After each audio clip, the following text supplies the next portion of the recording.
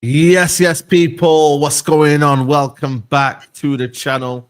Welcome back to Saeed TV. We are back live. You know what I'm saying? Took a day off yesterday, but we're here, man. We're with the Mandem. Mandem talk is here. Got man like Rance in the building. Rance, what are you saying? Nah, big up, bro. All good, man. Big up the chat. Big up the panel, man. Yeah, man. Man like Faz cooking and not even Did you really take a day off yesterday? Yeah, kind of, yeah. Because you was active. Yeah, we were for different reasons. You know what I mean? Why was there only girls on your table? There was actually another guy, to be fair. It was one guy. There was another guy that you didn't see him. You get me? Yeah. Funnily enough, in your phone camera, it didn't catch him, but you got all the systems. Yeah, he was there. He was there, though. He was in the background. You know what I'm saying? Don't forget us, you know. No, listen, man. Come on, man. We represented the culture, man. We represented the people. You know what I mean? From the ground up. So, yeah, man. We're here, man. But big up Faz each and every time. You get me? Man like Tyrone in the building. What you saying, Tyrone? Bless, bro. Half term and that. I'm here, man. Ready to talk some ball.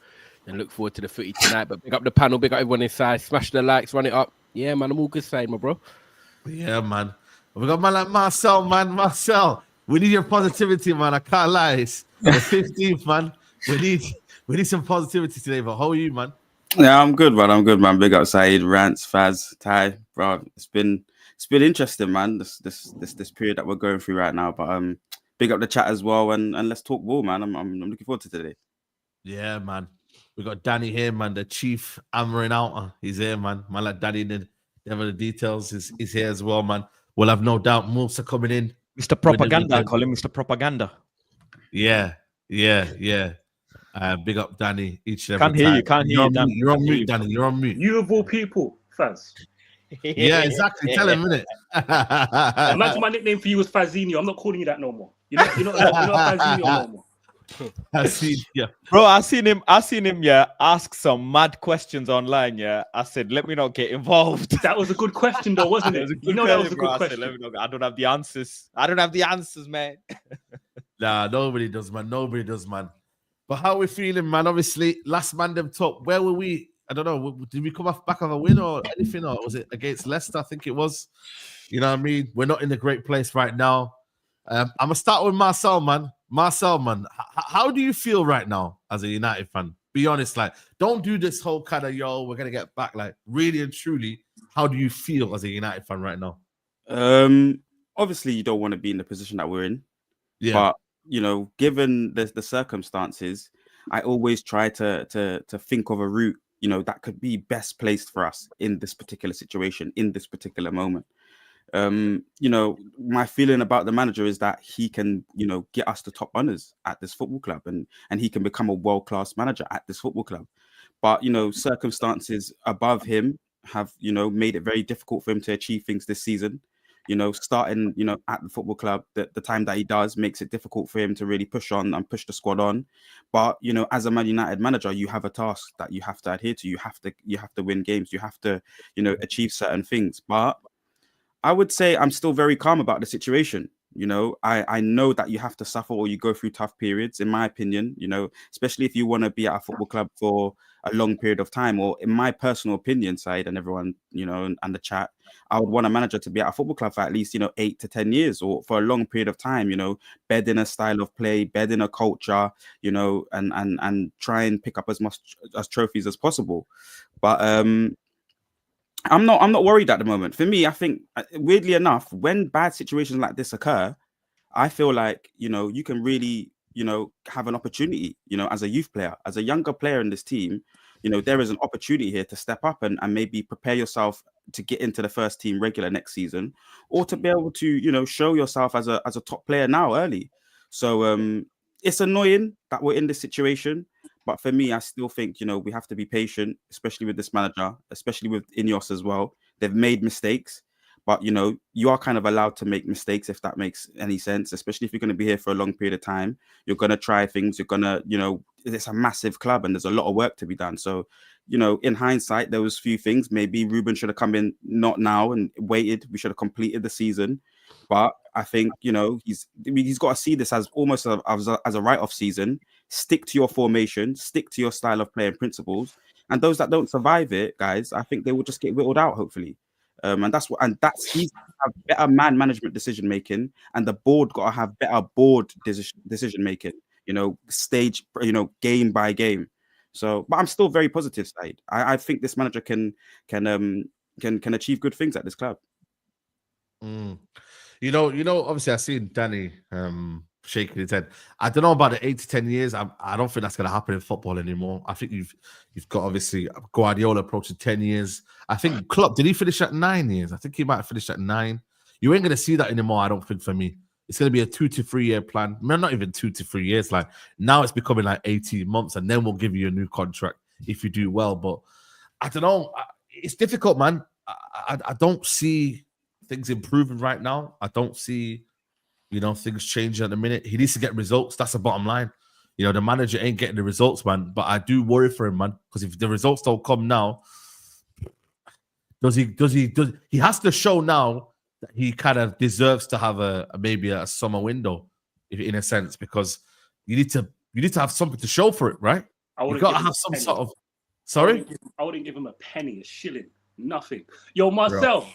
Yo, what makes you think he's world class? What's this based off, Rude Boy? I need to know. Well, I like the versatility of the formation. The 3-4-3 is a very adaptable formation for me when it's utilized in the right way with the right profiles alongside it. He's shown us against top teams, against Man City, against Arsenal, that he can win those football matches. One match, one draw, one win, 2 losses against so-called big clubs. Are you talking about as a Manchester United manager with the predicament, or are you talking about managing another squad? I don't understand the big game thing. I've heard this in the last 2 days in every group chat I'm in. He's won 1 big match. He's drawn and lost to others. So if that's a positive, you man have the range. The next thing, how does the formation tell you someone's going to be world class? What are you on about? I don't get it. Yeah, so for me, lots of man play 3-4-3. Pep plays 4-3-3. Klopp played 4-3-3. That was the most successful in this league. That was the most successful formation. So what? That tells you someone's going to be world class because of the formation. Yeah. So I'm not directly correlating it to that. You've asked me a question, and I'm adding things. That's exactly what you did. I asked you, what makes you think he's world class? You spoke about the formation, something on paper, something arbitrary. You didn't even speak about him. You didn't even start with Amorim. You got to start with him. What's world class about him? Well, you can't tell me what to start with. I start with what I decide to start with. What's logical? So what's logical? It's what's logical, bro. And you're not being logical. And I will say one thing, and this is not to defend What's he talking Marcel. about? The 3-4-3 is versatile, so that means Amorim's world class. This is not to defend Marcel, but you said that he's won one big game, and drawn the others or whatever. I mean, we were one rookie error away from beating Liverpool in Anfield. You know what I'm saying? So let's just put a bit of context. We didn't win. That is cool. Did we win? Did we win? No, we didn't win. But you can't just say he. Right at the end of the day, I get it. It's down to the manager, but it was 1-4. That's the context, right? But let's just address that that was a rookie error that led to us drawing that game. That's one. Two, he might not be world class, but he's highly desirable by teams and organizations that are world class. Are you reading from a script? What are you reading from? I'm looking at the camera. This is not AI, you know. Don't fucking try me with this shit, man. This is not AI, bro. Chat GPT, yeah. What was you reading from? How you know my history, man? Get out of my freaking PC, bro. Yeah, he was desired by organizations that are run, at very high level. So that doesn't make him world class, but it makes him very much highly desirable. So it speaks volumes for his ability to develop a system and implement it in a team that other organizations also believe they can do in their clubs. Do you know what I'm saying? We don't have proof of that. All you had is media reports, and then we hired him. You forgot this guy was on a plane to West Ham and went back to Portugal to apologize. Have you forgotten that happened? Have you forgotten that Liverpool thought about hiring him and decided not to hire him? Have you forgotten about that? Daniel Levy wanted to hire Eric and he didn't. And Daniel Levy ain't won anything, and he might be scratching his head thinking I could have had 2 trophies, man, or maybe 1 trophy if I had Eric. Do you know what I'm saying? So Liverpool, to be fair to them, they there was a lot to change so soon, and they kind of didn't want to go down that route, and they made a good decision, and they got Slot, and he didn't really change a lot. I wouldn't say it's outright rejection, but it's almost like they thought, what, it's a lot to change right now. I'm heated, bro. This I've been waiting to unleash. No, I hear you, man. There's too much vengeance. Yeah, I've got a question. Relax. I'm going to start in a minute. I'm going to start in a minute. I promise. Saeed, thinking about Liverpool, if a football club that has top players, experience of winning, says we're not going to rebuild and change to a 3-4-3, who the hell are Man United to say they will? That's a football club that's equipped to do it and said, nah, that's too much of a challenge. And then a football club that can't even build for a 4-2-3-1 says we're going to go 3-4-3. We were desperate. They were desperate, though. We were desperate. That's what changes it. But that's not a big issue if Ineos are ready to back him, and while we're going through the difficult times, they're ready to bite the bullet and organize the club and bring in the quality of players. Just for the record, though, Danny, I'm not saying so. If I did say that, I'll retract that. I would like to see what I said back, but I think he can become a world-class manager here. I'm not saying he's a world-class manager now. No, I know you said that. So, and there's pointers, and there's hold on a second, Danny. There's pointers and things for me with the formation, things about his character before you really interrupted me, and the way that he's handling the squad time that would point and get him into the projection of a world-class manager for me, especially at this football club. He's just right now, he's in a mad predicament, and he has the opportunity, though, with no excuses, to bring some youth players into this team and get something out of them. As the Mandem, we've been saying it for weeks. He's too scared to play 2 attacking players in the wing-back position. He's just too scared to do it. But imagine, Danny, that would change the whole look of how the formation and the way that our approach, our style of play, it would change it, bro. So then maybe we'll be speaking more positively about it now. I agree, bro. It would, but not to the degree that you think is where we would disagree in it. That's where the problem is, bro. But the most important thing a manager should do, no matter what his formation is, no matter what country and circumstance he's in, get the best out of the players that he has. Fact. That's the basic thing. And he is incapable, clearly, of doing that. That's the biggest red flag you need, bro. But Danny, you know the squad better than him. Danny, you know the squad better than him, bro. He's learning the squad. He just came in. But I see managers are that much quicker. We see it in football. But for me, what makes him desirable and popular is that he's foreign and won in a foreign league. Managers do that every day, B. Yeah, but he's also popular because the way you man are behaving. Yeah, but he's not. Basically, you man will support anyone foreign because you wouldn't let Southgate do this. But any foreign manager who won in a foreign league, you man will back. Come on, man. You man will back. You say that, but you can also say, because we question, he's not able to get the best out of the players. He's still able to find find the players in their right profiles and put the players in their right profiles. You can just go off one prime example is Eric had Ahmad available, didn't play him at all, played Omari Forson ahead of Ahmad Diallo. And then when Ruben came, he didn't make Ahmad, he didn't teach Ahmad madness. He put Ahmad in the wing back, taught him a few tweaks, and Ahmad ended up becoming our best attacker whilst being in the wing back. Guess what? And then he stopped playing him there. And then he stopped playing him there. And then he stopped playing him there. Which gave us the information that Ahmad actually is better in the wing back. He also played the majority on the left hand side, so Ahmad can get free and isolated on the right hand side, which gave him chance to get in behind players, get in one-on-one with players, and then yes, he did stop playing him. He did, play other players at times, Dallo, whatever, mixed it up and whatever. Maybe because he thought in his head that Ahmad is more clinical in front of goal compared to the rest of the bunch that I've got. Because let's be honest, he don't rate Xerxes, he don't rate Højlund, maybe Højlund a bit more than Xerxes, whatever. He don't rate either of the strikers, and he don't rate Bruno as an attacking player. It's up for discussion if he even rates Garnacho, because maybe he wants to sell him based on the price, or the club want to sell him based on the price. This sounds like Ten Hag. That's what I heard for 2 years. Ten Hag don't rate this, but he kept doing it. Ten Hag don't rate that, but Ten Hag kept playing players he didn't rate. You said you figured out you want Ahmad to get more chances. Ahmad got more chances as a right wing back. So it's a silly point. This is what fans in 2025 need to understand. But this is what fans have to understand in 2025 You've been lied to. Cannot discredit that he did. The profile thing is a lie. If you need, but you cannot discredit that he did. If you need a specific profile to coach, bro, you need to understand. If you only can coach with one profile, you're not an elite coach. You cannot discredit him for putting the players in the right positions. You're not an elite coach. Listen, you can 100%, and I will join you in calling him out for overcooking.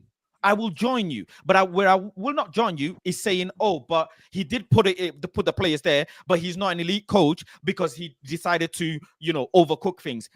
He's getting found out that he's not an elite coach, bro, because he himself is making these errors. Putting Kobe Mino in the false nine is a sackable offense in itself. Yeah. Like, just call it as it is, yeah. Ahmad, the data is there. He's better as a wing back. Anthony and Ahmad work together, as well on the right-hand side, and he decides not to do it. He's definitely making the errors. But from that little bit, you guys are counting out the entirety of this manager's ability. Because if, for example, he was fighting for top 4, or let's say we were in, for example, Nottingham Forest position, and he was making these mistakes, then you can say, yo, this man is cost us the top 4, X, Y, and Z, yada, yada, yada. You guys are crying about the fact that we're 15th, we're losing games, so why not let this manager make mistakes, learn from his mistakes, and fight his way out? Because whether we come 15th, 13th, 9th, 10th, really doesn't matter. Rance will say, look, for example, Rance will say, he's one of his best arguments, I'm not a loser, I'm a winner. I want to hold up the standards. Fully agree, fully with it. But we ain't got no standards right now as a unit, as a team. So I am in the mindset of let him make his own errors and learn from his own errors. And we will see if he patterns up next season when everybody starts from zero, because he ain't start from zero, bro, this season. You can say he was X amount of points from top 4, but he was also 14th when he got given the squad. Yeah, I can twist and mold the stats as well. His own fault for playing Dallo as a wing back consistently. But who's he going to trust? Malacia? Really and truly, is he going to trust Malacia? People are now doing the revisionism on Anthony. Let's not forget, Anthony was defending for Southampton, bro. Anthony was empty goal he missed. But then all of a sudden now he's gone and doing whatever in Betis. We should have used him. Maybe he should have, because every player gets a clean mistake under the new manager, and he should have used Anthony a bit more. He should use Casemiro a bit more in games, and he doesn't. He's getting found out by these things. Xerxes, the performance he just dropped, Casemiro, the performance he just dropped, only shows how novice this manager is. I'm agreeing with that. It shows how much of a people are saying. It also based on time, then fans. People are saying, hold on. People are saying, like for example, Rance will say, or some. Danny might agree. Why did he say Xerxes is a 9.5? He's not, or he's not a clear number 9. Xerxes himself said, "Bro, I'm a 9.5." Xerxes himself said, "Bro, I'm a 9.5." Bro, you're decontextualizing a million things, bro. You're saying a lot, but you're not really saying a lot.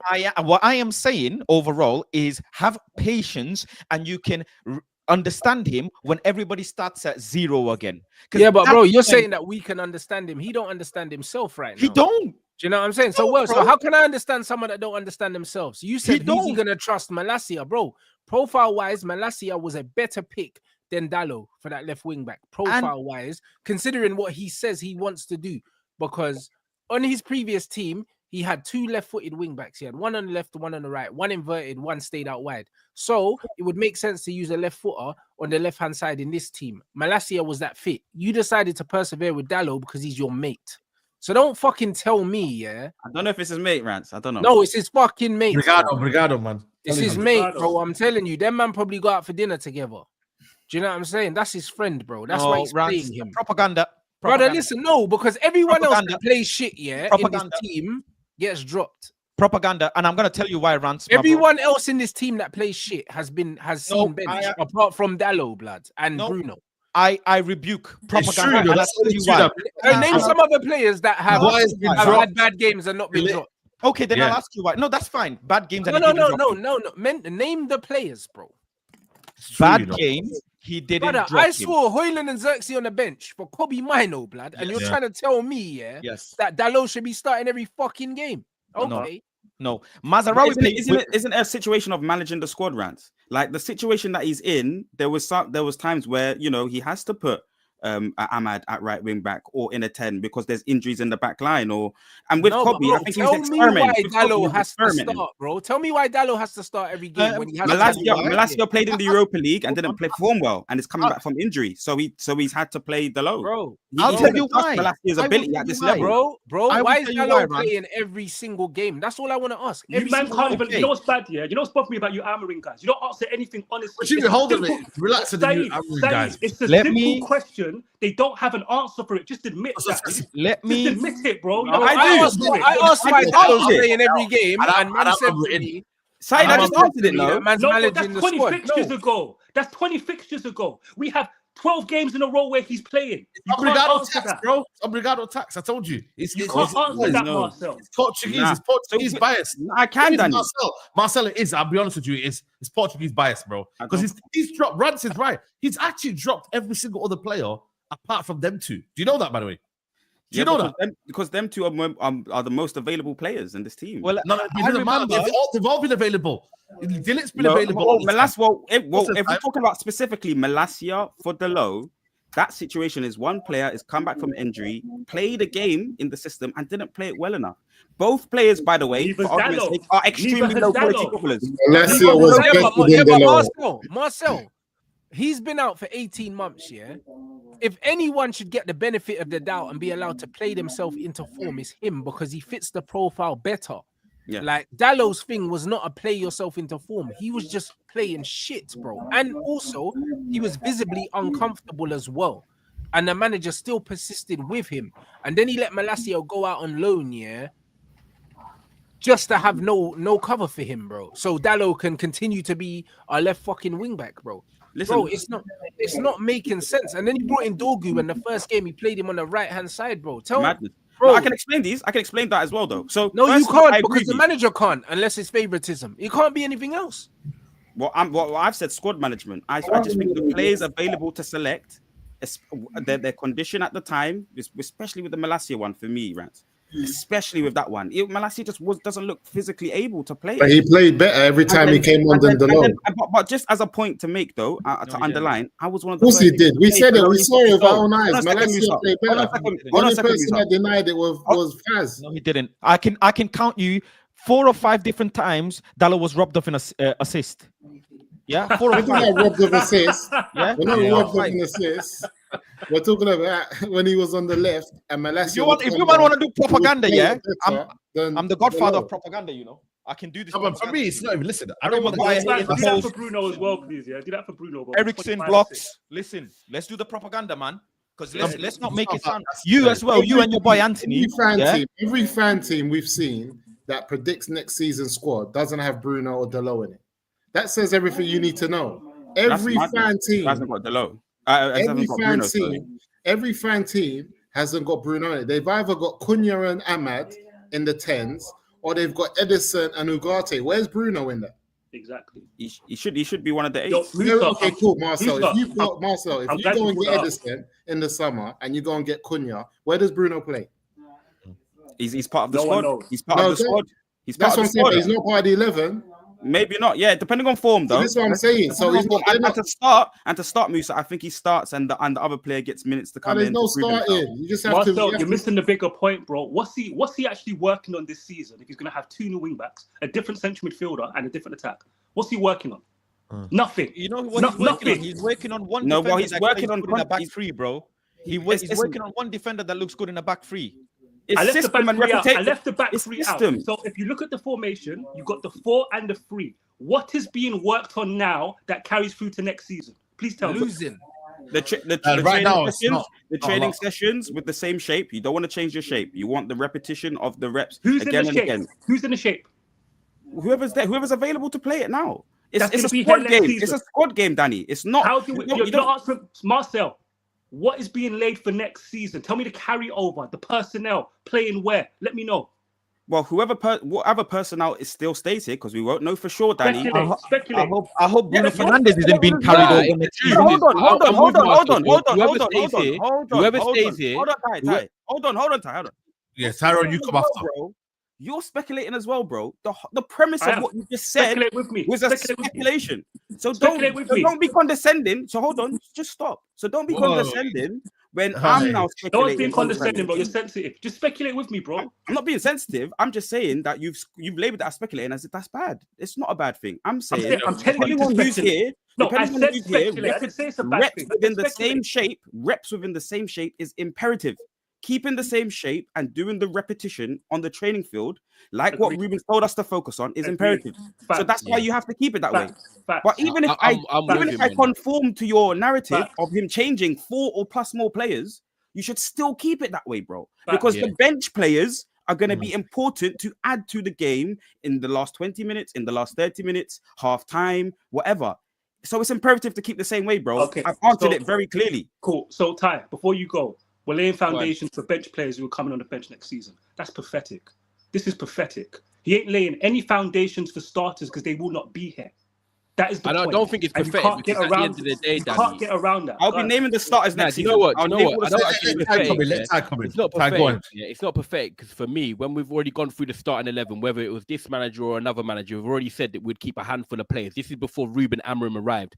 We can now continue to say after Ruben Amorim's arrived, we'll still keep the same handful of players in this team. So no matter what, we've already said we need to rebrand this team, start again, and go again with basically half of a new starting 11. So whether it was Amorim or not, Danny, we were going to have to do that anyway because this team's not dynamic enough. It hasn't got the legs. It hasn't got the intensity. We've seen that key players like Luke Shaw, like Mason Mount, and I'm not talking about key players for me, key players for the club, 65 million on Mason Mount. Luke Shaw, who's going to be given a big contract and big money. Harry Maguire, who came in as captain of the football club. Players have not worked out who are declared as seniors. Don't forget, Ty, just to pick it. Sacking Dan Ashworth as well. That cost us money. We'll talk about for me, right, when you're talking about foundations being laid, the bottom line is for me is that Amorim needs to stand on his principles and keep with his formation because you're saying what's going to be remain for next season. Not everyone's going to leave, right?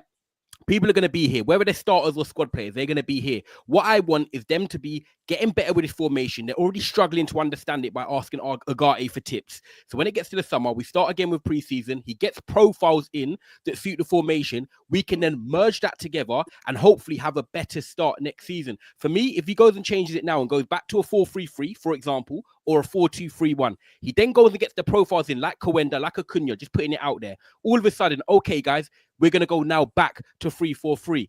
Them players are going to be looking at it, the ones that are here now thinking, okay, but he changed it to adapt to maybe get results for the end of the season. I'm with Faz. Faz said a very good point earlier on, by the way. Whether we finish 9th, 10th, 15th or 14th, I don't care right now because to me, all of it is the same. And I think I really do agree. No, that people can disagree, but I'm with Faz on that one because I've been saying it on my own channel, to be fair. So I would keep the players right now in this formation, get rid of the ones, use the other ones as squad players, and then merge the new ones in. And then you're still bringing in your 3-4-3. And the players of this season should hopefully be mastering it better come August. There's no excuses. A full preseason as well. Bro, like I'm with it. All I'm going to say in short, Danny, is I am giving Amorim time. I'm not happy that Man United are not winning games. And yes, I think on the weekend, the only mistake he could have probably done, could have changed, is bringing on Chido a bit earlier and getting a goal. But for me, the player should put the ball in the back of the net. We should not have lost that game on the weekend. And there's other games where we won and maybe played a bit poor. There's games where we lost and maybe probably could have been a bit better with the result. But I am giving Amorim time. I'm not going to get on him yet. He can make little mistakes. There's room for error, room to improve. I'd rather him make these mistakes now and stand on his principles and be doing it in October of this year when we're 2 months into the next season. Simple as that. So you guys are missing the larger point. Everything you said generally, I don't disagree with, but I don't address the point where we started from. So if you're playing Dalot left wing back and he's not going to play there for you this season, those 15 matches he's played there was a waste of time. That's what I'm speaking to. Xerxes and Højlund won't be in that front line next season. Waste of time. Ahmad and Kobe are gone. So from this moment Danny, now, what other options have we got? Let me land. I'm not saying he should change formation. You've never heard me say that. What I'm saying is he needs to get the best out of his players from now to the end of the season. Because none of these guys are going to be here. Xerxes and Højlund are not going to be playing them next season. Dalot's not playing left wing back next season. Do you get what I'm saying to you? Yeah, but what I'm saying to you is, I'm not disagreeing with that. Hold on, bro. Carry on. Let me come in after Saeed. Bruno and Casemiro aren't going to be playing. If we have a good window, if you man have faith and trust Ineos to deliver, he's going to be a different midfield partner. Do you know what I'm saying to you? So this thing where he doesn't get the best out of his players or he's laying foundations, it's a load of nonsense. Nothing's being laid down. It's a new, next season is literally, like Marcel said, zero. It's a new start. Nothing's being laid down, bro. Nothing's going to carry over. The fact you guys think anything's going to carry over is insane to me. Especially with Ahmad and Kobe injured. What's carrying over? Okay, well, at the end of the day, I've literally you just said, before you just started your paragraph, you just said, Ty, I agree with everything you're saying, but it doesn't address the point of Dalot. So you just heard me talk for 3 minutes and agreed with what I said in terms of the foundation it's laying down. Yeah, some of these players are going to go. Some of these players might not start, but there'll be some of this squad that are here, understanding the drills, doing the training, the repetition, and then he'll bring in the profiles which we need because, like we said, lacking intensity, lacking quality, which showed against Tottenham on the weekend. For me, Dalot's playing left wing back because who else have we got? Malacia's gone, and unfortunately for me, I think in the final third he lacks something, and Dalot is not great. No, Dorgu will play there now. Yeah, Dorgu will play there now. Which is perfect. We had an option. I told you on Mandem Talk, we would not get more than one player in this transfer window in January. I said it loud and clear, and the profile he went for was Dorgu because why? When we've watched Amorim at Manchester United in his first 3 months, the one profile that we think we're missing the most, missing the most was a wing back. So we went and got a wing back in Patrick Dorgu, who Garnacho didn't want to pass to on the weekend. That's another story. However, we got the wing back.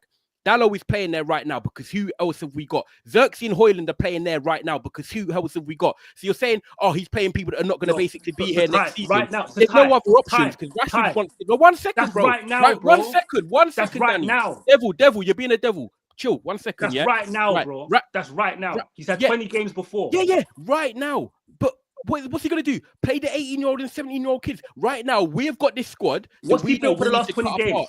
We can't play anyone else. Rashford's gone. Right now, yes. I think Anthony could have stayed. I agree with that. Rashford wanted to go. Someone mentally not wanting to be at that place of work or wherever it is, you let them go. He's playing Garnacho, Højlund, Xerxes, the players that are available. It doesn't mean they're good enough. Difference available.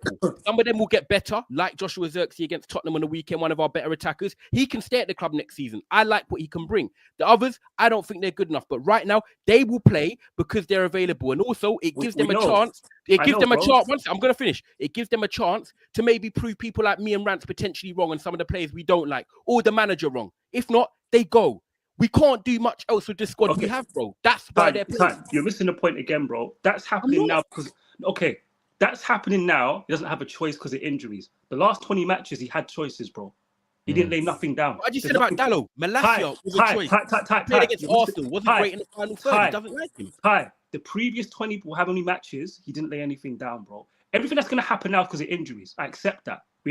Ahmad and Kobe ain't here. You know what I'm saying to you? I get that part. But the last 20 matches, you can look at them and say, why did you do that? You're not going to carry on with Dalot on that side. Now you got Dorgu, it's a left footer. So Rance's point about Malacia. Danny, when he was rotating at the start, everyone was praising him for saying the use of the squad. The point about a left footer on the right is spot on because now we got Dorgu. So when he wasn't playing Malacia, it was right that he was wasting time because now he's going to put a left footer there. Quender's the midfielder. So you've been wasting time not keeping Ahmad at right wing back when he was fit. These are the points we're making. This is the criticism. We're not talking about what's going to happen now because of injuries, bro. We're criticizing what he's done up until this point. That's what you're missing, Ty. I think the criticism from that point is taking out the context of the injuries that have happened as well and the squad management. I've directly addressed the Malacia one. Malacia was just coming back into the fray, so he's got to rotate that, and he might have to choose said player ahead of Malacia for the process. 20 minutes here, 20 minutes there. So again, I don't give heavy amount of fault. There's a percentage on things, like I've always been saying to you lot for a minute. So yes, there's a percentage here and a percentage there, but I wouldn't give him heavy credits for that because he had to balance the squad. But can I just when he was rotating, Saeed was going to say, it was when he was rotating when Amorim first came in and he was mixing up the starting 11, people were excited or happy about it because they're like, everyone's getting a chance to see what they can do under the formation. So that's maybe why he's not stumbled across what his best team and best 11 was. The best performance was Everton at home, 4-0. Since then, we've not really seen that same team, but everyone's been getting an opportunity, probably other than Anthony, who didn't get a fair opportunity. But what I will challenge you though, Tyrone, is that I'm the same as you. I want to try and give the manager, you know what I mean, enough time, build his squad and that, but we can't really think towards next season. He needs to get results now. For me, you can't just write off the season. I know you're saying 12, 15, whatever. We need to finish as high as we can. We need to get points on the board. Saeed, you know what it is, yeah? It's the arrogance. It's the arrogance of Man United fans that think that we can just look to next season. Like, we ain't got games to win right now. We've got FA Cup and Europa League. I had to check the calendar, you know, because man, we're talking because we're talking like we're in April and the season's nearly done. The season ain't done. Europa League and FA Cup. We got the Europa League, blood. We got games to win in the league and now, you know, because I looked at the next 10 league games and I don't see 5 wins. So man need to understand, yeah, like it's the road to 40 points. Man are just mad arrogant. Man are talking 30, but that's what I'm saying. Man are talking like, oh no, yeah, bruv, in the summer, give him a summer window, bruv. Summer window. They off the season. No matter what, but even if they're gonna back it. Like we still got to play these games though. Like, yeah, but I want them to be played in a 3-4-3, and I want him to take more risks, and I want him to be more brave with the wing backs. But he has to keep playing, bro. And we have to write off the season. It's not arrogance, Rance. It's the reality. Is that we're not gonna progress beyond 10th or and we're gonna stick into 17th. I'm saying the fans in general, yeah, are talking about the fucking summer. Fuck the summer. We have to deal in the here and nows. Everyone's talking about long term. You spoke about long-term managers. You need to understand, yeah, that in football, as long as we've all been alive, yeah, managers being at clubs for 10 years was always an anomaly. It always was. But because you support Man United, you think it's normal. It's not normal, bro. Most teams don't have managers for 10 years. What Diego Simeone's doing, yeah, is an anomaly. What Wenger did is an anomaly. What Sir Alex Ferguson did was an anomaly, bro. Like, there wasn't loads of managers doing the same thing. So it's even less so that now. And in order to stay somewhere, as long as you've got to be there, you have to be hitting your objectives. The reason why Moyes was at Everton for so long is because he was clearly achieving the objectives that were being set for him. When you're failing short-term objectives, yeah, you don't earn longevity. Longevity is what was his short-term objective? To reach top 4? Bro, listen, Faz. Well, none of us can sit here and say that we know what the short-term objective were, Faz. Because I know you're trying to be a smart ass, but here's one, yeah. Am I? Here's one for you, Faz. Yeah, you've seen today how much it cost them to sack Eric Ten Hag. Yeah. Yeah. Okay, then. So, knowing the financial state that we're in, do you think that these men would have sacked Eric Ten Hag and then brought in this manager, 4 points off top 4, by the way, thinking that he was going to come in, yeah, and do worse than Eric Ten Hag? Or do you think that they brought him in 4 points off top 4, thinking that maybe he could get us top 4? What do you think? I think they brought him in thinking first he's going to stop leaking goals. No. Get to the end of it. Hey, stop dancing, yeah, and just bow, bro. Get to the end of the performance. Hold on. Yeah, have some patience. To the end of the performance. No patience. I asked you a very specific question, and I will answer as I seem fit, bro. Listen, number one, they signed in the middle of the season. Listen, you were the one that said how many points? Problem. Businesses sack people. How many points, bro? Right? Businesses sack people. Whatever money it is. Stop doing this psychological gymnastics, bro. I like gymnastics. Yeah, I'm a gymnast. Gymnastics 4 is good. points. 4 points. Let me speak. Top 4. Let me speak. Ineos had so much ambition to manage top 4, to get top 4, that they sacked Eric when he was a couple of points away from top 4, thinking, let's go get Amorim. So much ambition from Ineos.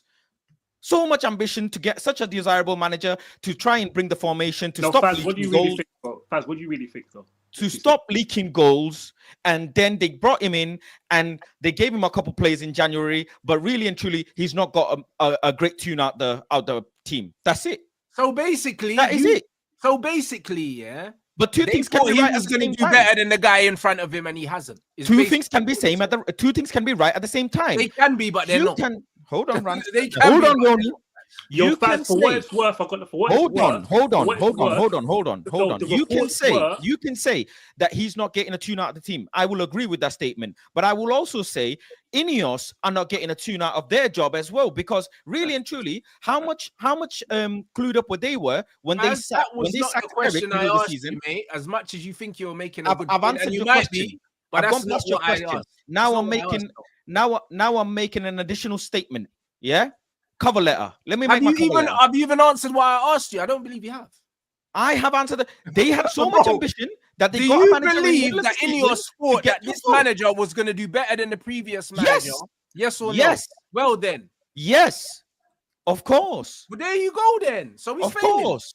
But they also messed up within themselves by paying 25 M's on sacking 2 people in the middle of the season.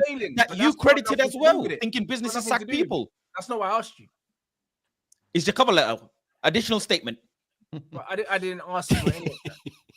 No. Listen, you know what it is? We have to deal with it now, man. Like I swear down, guys. We have to deal with it now. We have to deal with right now. Because for me, I want this manager to stay here, Marcel and Tyrone. But bro, I'm fearing the worst right now, and I don't think you guys are not fearing what I'm fearing. No, they don't care. No, Saeed, they've written off the season. So, by the way, you can't write off the season. No, Saeed, I haven't written off the season. You see, right on the league, Danny, in the league, right? For me, when I say writing off the season, and Marcel probably agrees, and Faz, when we said finishing 9th, 10th, 12th, 15th, for me, technically they are all the same because you're not achieving nothing whether you finish 9th or 15th. So when it comes to the league. Well, yeah, because you wrote Marcel, don't. Because I'm being realistic in saying when Manchester United achieve something, we want to be battling for top 4 minimum. That's how we are as Manchester United fans. So if we finish 8th, 10th, or 11th, or 12th, Danny, yes, you're right. Yes, we are writing off the season because realistically, Dan, you cannot look me in your HD camera and say Man United are finishing in the top 6 because you know we won't. You're using your phone. You can't look at your iPhone camera and tell me, no, Danny, but you can't tell me we're finishing higher than 6th, which is why for me in the league, I'm writing it off. Europa League, FA Cup, they are a focus of competitions because they are cup competitions, one-hit games. We've seen Manchester United under Ten Hag, Mourinho, whoever it is. Even without Ahmad and Kobe, you still believe? Games are there to be won, Saeed. Manchester United, for me, I'm not going to be relying. Okay, Saeed, as much as I love Ahmad, and Ahmad's been our star in a dull season, I am not going to sit here and say my only hope of Manchester United succeeding is on Ahmad because I feel that would be embarrassing for us to just pin our hopes on one player. So it's for other players to now step up or youngsters to step up and people to shine and show why they can be here. I'm writing off the league, Danny, because 8th, 9th, 10th, 11th, 12th are all the same. If we can finish 4th or higher, I am not writing it off, but you cannot tell me that we can. So that is why the league is. I'm writing off the season for different reasons. It's because I don't rate this manager. I think he's a bum. He ain't going to get nothing out of this team. That being said, Ty, would you swap this manager right now? Would you swap this manager right now? No. Whether we sack him or keep him to the end of the season, then it's on Ineos, and that's a different conversation. Because then it's on them. So that's a different conversation. I've got a question for you, Ty. Do you have any expectations for this manager from now to the end of the season in the league, no matter where we finish, to have the team organised, cohesive? Clear patterns. That's fair. Do you have any of those demands on this coach from now to the end of the season in the league? That's fair. I think that's fair. Yeah, in terms of cohesiveness, I think he might struggle in terms of getting the right balance and keeping the team. No. Do you not have those demands on him? I personally, I'll probably say to you, I want to see certain individuals probably improve and step up rather than the team being more cohesiveness because I don't think many of these players will be here next season starting. He ain't got a coach. This is I don't get it. Why no. We have got a coach. We have got a coach. Why can't he coach? But I want to see certain individuals improve. You asked me what I want. He coach? I said I want to see certain individuals improve. Coach? Bro, I see teams 15th, 14th, 9th, 10th every season look organized, cohesive, and a way of playing. Why can't you demand that from this manager? He's shown that he can do that. Arsenal, Man City, and Liverpool. He's shown that he can do that in 3 of the biggest games. I'm not saying he hasn't done it consistently. Yes, we haven't done it consistently. Maybe the players have been naive at home. maybe the players have been naive in home games, but he's shown that he can coach and get a team balanced and Bro, organized. Also, that setup. can I add to this? May I add, please? May I add, please? Let's not before we say. No, bro, it's a back and Go on, forth. so let me get Danny's second point. One Go on. second, fast. I don't need the players to play out their skin to know when the manager's doing something wrong. That setup against Tottenham with that 2 with Xerxes in the 10 was embarrassing. That's an amateurish setup. And the way you guys let that, But you can't Xerxes blame was that one on of the the best players on the pitch. How's it You embarrassing? can't blame that on the players. You can't. Xerxes was one of the best players on the pitch. How's it embarrassing? That Xerxes was one of the best players on the pitch. How was it And I'm embarrassing, saying Danny? to you, the structure without the football was bad. That's got nothing to do with Xerxes. That's on Amorim. You're not listening. That's Amorim. Where are your demands on this manager? I am listening. Where's the demands to coach, to set up the team properly? Why don't you have those demands? I don't get it. So I was coming on this here. Let me come on this. I can explain it, Danny. Master, one sec, fast, one sec. All of it can be explained. Yeah, like you explained it with Ten Hag, bro. We know you'll explain. Good point. Earlier on, I thought Ty was going to finish. We know earlier. I can explain it. Yeah, and I was going to, but my connection, I was going to. But like, what I was going to say is, Faz, quickly, sorry, just going back to it. What I was going to say, Danny, is that one game you're pinning your hopes on. Xerxes for me was one of the man of the match performances on that pitch. Yeah, the structure. Yes, the structure was bad. Yes, the structure. Well, actually, Gary Neville was trying to brainwash people that it was so bad, but it wasn't as bad. However, he made maybe Casemiro and Bruno, the gaps were big. One sec, Danny. Casemiro and Bruno, yeah, the gaps were big, but you're acting like he's done this repetitively in 10 games in a row. He maybe made a tactical tweak to put Bruno pushing a bit more out wide to maybe track the left back of Tottenham. And yeah, the gaps are quite big in midfield. However, you're acting like he's done that every game. If a manager makes a tactical tweak or makes a little something different that doesn't work out, cool. He tried something different and it might not have worked out. That's fine. He's not doing it every single game where Ten Hag was leaving Casemiro on an island, is he? In principle, he is. On last time I was here, I literally spoke about what he does with his midfielders and they cross over and there's too much space. I mentioned it before the Tottenham game. So I'm being consistent. I've been speaking about this. You guys don't care because you don't rate the players. You want to write off the season. You've proven time. You've got no real demands of this coach. He can go from now to the end of the season, coach poorly, and you'll back him anyway. I don't get it. I just don't get it. I don't understand it, bro. I haven't seen cup competitions. I think we can go. I want to win games. In the league, yes. I don't think we can achieve what I personally wanted to achieve. So yes, I've written off the league. But why? But why have you written off the league? Do you? Yeah, but you know what? You know what kills me? Writing off the league, yeah, for me, yeah, is ridiculous for the simple fact that Ineos weren't writing off the league when they brought him in. Because if they're writing off the league, they would have kept Ten Hag and saved their money. Yep. Do you understand? So you guys are choosing to lower the standards of the club here instead of holding the manager accountable. You're choosing to do that because Ineos did not bring him in here to throw the league out. You want to achieve top 4 ranks. We can't achieve that. So I'm don't tell me what I want to achieve, blood. You don't know that, bro. You don't know what I want to achieve in this position. I just want to see my team coached and play something that looks like football, blood. Like that's what I want at this point. But the point is, I keep referring to the fact that this manager was 4 points off top 4 when he was brought in. He was not brought in to write off the season. Ineos, if they were writing off the season, they wouldn't have paid the 9 million or whatever they paid to sack Ten Hag, plus the whatever money they paid to sack Dan Ashworth. They wouldn't have paid that money. They would have sat tight till the end of the season and got rid of them there and saved his money. They 23 million, by the way, 23 million in total.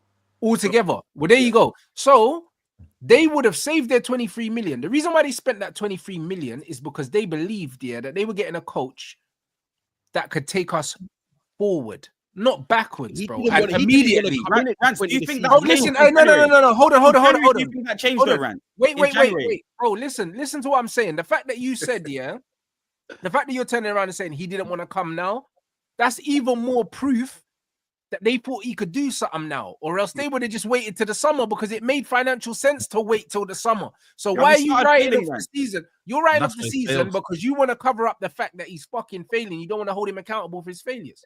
Okay, no. I can hold him accountable, but I can hold him accountable for saying we're not getting the right results and we're failing at the moment under Amorim. Do I think it would have been better? 1 second. Do I think it would have been better? Rance, 100% yes. I didn't think we'd lose 60% of our games under Amorim. However, what I'm saying is, I believe that yes, we're failing so far this season, but do I think it will be better once he gets the players in and we start again next season?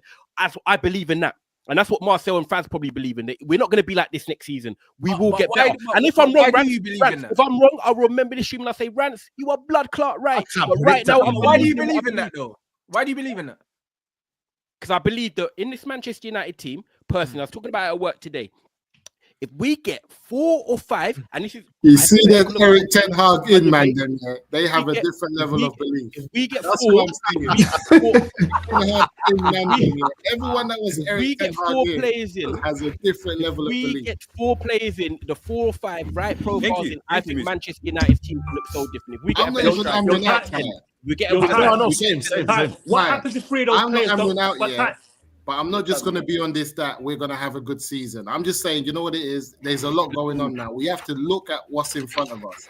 And another thing is that when Man United, listen, there's a group of Man United fans who say no matter how bad this squad is, it should not be out of the top 10. And every time we say that, we get accused of wanting to have a title charge, being in the top 4, like qualifying for European football. It's just basics. It's just basic shit. Yeah. We've seen the squad. We It's know just it is well. It should not be lower than 10th. Okay. We So the just want reality this- is that it is lower than 10th right now because you're So talking then, about no, dealing with wait the a now. second. So do you want to Listen sack this. him, One Musa? minute. No, Because one if you minute. don't want to sack him, then we This have is to what think we're about saying. things to progress. No, but the this is team. what we're saying. Any time this squad is lower than 10th, it's on the manager because it shouldn't be. Anytime this squad is lower than 10th, it's on the manager. So the fact that it's on the manager is for us to start looking at the manager, scrutinizing certain things and saying, how is he going to be able to change this to do better? But if we think we're just going to finish 15th and then start the next season somehow be in the top 10 and be sitting 6th and going for Europa League, it's not going to happen. If we don't start the scrutinizing now, we're in it for a long game. And that's what I'm saying to Mandem. And I said, Can I say something just before? Can I just say one thing quickly? Can Can I just say one the thing? 3-4-3. Do you get it, Musa? Keeping the 3-4-3 is part of that scrutiny. No, Because but how we gonna Marcel, do can I that just say one next thing, season? please? Why are you Part of that tweaking is now? managing part of that, Musa, is managing the squad better because then it's going to help us next season. Yeah. Part of that, Musa, is utilizing the youth players and getting them ready because that's Yeah, of all course. you can afford right Things he's now. not doing Marcel, that. Part of that, Musa, But can part I of that, Musa, is are we financially able to sack this manager right now? Because now we have to think of a predicament outside of We the can manager. always get rid of managers. biggest part of this, Can the biggest part of this, though, the I biggest just part say of one this, thing before Musa the comes biggest back part in? of this, Yeah. though, is There's some winning random. 2 back-to-back Premier League Exactly. games. Yeah, That's even one of the basics like biggest that. parts. Don't 2 get the games squad together. ready. Don't get the youth ready. Don't get everybody ready, and you can't win 2 games back-to-back. Yeah. You know Yo, what? yo, Leon, Leon, just before you say One something, second, one second. before you say something, One yeah? second, Danny. One second. Let There's, Leon White say the word. Go on, Leon. Mandem, listen, it's simple. Yeah, there's a random Donny manager in another league that would come in right now and put us in the top 6. There's a random Donny out there in Spain, Italy, wherever, Germany, who will come and instill football and get these players playing better. Do I think that we should give Ruben Amorim some more time? He's kind of in the next sort of 5 to 10 games, he's kind of on that. I can't really back him anymore. Like, I'm struggling in it. Do you know what I mean? Because I'm not sure. I'm not saying that we have to always rip the script up this soon, but what have I got to hold on to that he's produced that well, in a way? Do you know what I'm saying? It's been really, really bad, guys. We would have never put up with this with the last regime, and it's he's not helping himself because he's doing what Ten Hag would do in some ways, is he not? He is. He's doing stupid shit. That Do you know what I random mean? Donny could have been Ole Gunnar Solskjaer, who came in and said sign on the dotted line, and then it was a match made in heaven. And I'm not on about that. I'm on about people but that have that's what coached I'm saying. teams. What I'm on about a coach that would probably. done. Leon, you know what these guys don't realize by letting this slide? See what Ty said here? Say we get 5 players. If 3 don't land straight away, what's he showing you that he can cope as a manager? Yeah. Nothing. That's why you should be concerned, Ty. Look at Unai Emery. Go look at Unai Emery's signings. Most of them ain't been good. He's been coaching his way to keep Aston Villa above float, bro. Leon Bailey. And Amorim, he's been here 2-3 months. That's why I'm still willing to give it time. But Danny, that's what I said in the last show with Saeed. Aston Villa If some of those players don't land it, assuming he stays and gets new players, he's shown you he can't coach. You should be concerned. That's what I'm saying. Yeah, but Well, Danny, that's that's what what I'm I concerned, said yeah. to Saeed, bro. This manager needs never gonna turn it 15 around. players. He needs 15 because if he gets 15, 4 might get injured. Yeah, Do you know what I'm risky. saying? It's You very can't risky. keep this And no one manager can four turn players in the over- summer. Rance and Danny, And are you Ty, telling this is me? what- No, I thought- Rance and Danny, I'm just going to ask you. Are you effectively telling me that you don't believe that this manager will turn things around? Then No, I It's don't. not, I don't. it's not that, Ty, but Ty, we're don't, looking at the and- information that we've got, Ty. That's and what we're there's looking another at. factor. We're looking at what I know we've you've only got. just come in, Leon. I'm Ty, not there's Leon, I'm another not calling factor you in up, by this. the way. There's I'm another just talking factor in because this. these men have been on the whole show. Based on what they've been saying, do you believe this manager can't turn it around? No, and I tell you why. There's another factor in this. Ineos have got 6 players in since the summer, and we're in 15th. So your thing where we get 5 new players, that will make it 11, even though they were signed for Ten Hag technically, if you want to believe that or not. I'm looking at it going, hold on. You have to show me you can coach with what you have. There's no guarantee the new signings are going to land. You have to coach. The sign of a That's good my manager. issue, Ty. And he's showing me he can't coach if you don't get things his way. You won't always get you. This is Man United. Listen, right now, no one on here has faith in Ineos. So he has to coach. I don't think he can coach. That's what much you know, has- also- Also, there's players that How we much time has wanted he had to before this coach? managers come in that we're going to sign anyway, regardless. So he's going to get players that he doesn't necessarily want, bro. 'Cause He we've hasn't been had linked enough with- time we've to been coach linked the with Rams. Chris Rigg for ages. We've been linked with Tyler Diblin. These are club signings, bro. These are guys that Wilcox wants in, bro. He's going to have to learn how to deal with players that maybe aren't specifically the exact profile that he wants, bro, because that's how the club are recruiting right now. Rance, man, this The manager Paraguay said he youth was that bro. we just brought in, he might not fancy him, bro. Like, bro, you're gonna have to deal with players, bro. Like, Marcel, you telling me a man needs Marcel, 15 he's man gonna be a storm. Yeah, Marcel, I agree with what you just said It's gonna there. be a Yeah, storm. but he's had what was the last thing you just said, Marcel? He's not had time to. How much time has he had? Well, you know what? He has had time to show more. He's had time to show more. But when we're talking about coaching, he hasn't had time to implement the system. That's going to require more The time. last 2-3 weeks, though, Marcel. We're talking about the show. The last 2-3 weeks, he's actually had a week off. Last 2-3 weeks. Only this week, and it was a catastrophe. Saeed. Saeed. Only the one time he gets time offside, it was a catastrophe. So what can we extract from that? Yes, I understand what Leon is that he could do more. And like I said, his ability to make managerial decisions to at least make our approach more attacking, the attacking wing backs. We've all said it. It's criminal what he's doing. He's being very scared. I want to say he needs to be more aggressive to implement the system in the right way. But again, he's just learning. And look at all the injuries. Just like Ten Hag, by the way. Leon. He's got injuries to deal with left, right, and center. I don't want to hear that. I don't want to hear that. Hey, Marcel, if we're being honest, yeah, the injuries have just come up, bro. He had players available and he wasn't using them. And also, what I would say is, I don't think it's impossible, that he can turn it around. However, from what he's shown us, he's too stubborn to, because what it would take for him to change things would be flexibility. And that's something that he's shown that he doesn't believe in. So it's one of them ones where if you keep doing what you've been doing, you're going to keep getting the results you've been getting. Do you know what I'm saying? And this guy said that he's not changing because he's failed if he changes. That was his thing. That's what he said. He said it's his own words. He said, if I stop doing what I want to do, then I failed. I'm not going to do that. So he's basically saying, he's going to keep driving towards the edge of that cliff and he's going to drive himself off. Bro, I've got to go through the storm rant. I've got to go through the storm rant. But he changed it against Tottenham. He put Xerxes in the 10 technically without the football. So when you get things, he had to. Yeah, I know that. I'm just saying this idea that you have to stick to the 4-3 is a 2-1. It's not 3-4-3, by the way. It's a 4-3-2-1. Managers that play a back 3 adapt to 3-4-3. You can adapt it. You can play with 2 strikers. There's different things you can do. I don't understand this rule book that Marcel comes. I don't understand it. All managers who play with this formation tweak it. It's football. Everyone tweaks.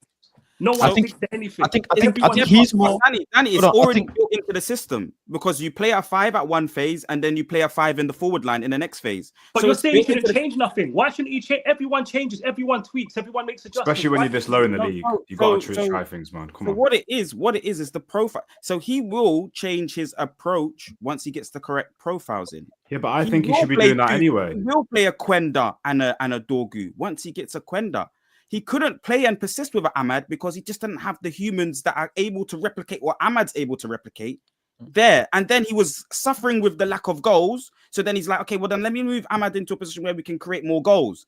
But then you lose something in your wing back position. He's been juggling and managing the squad, guys. And don't forget, he obviously messed up with time. This is a good manager. Hold on, Marcel. He obviously messed up with Dogu when he came in, put him on the right. But then the next game straight away, he put him on the left. He wasn't not even a mess up.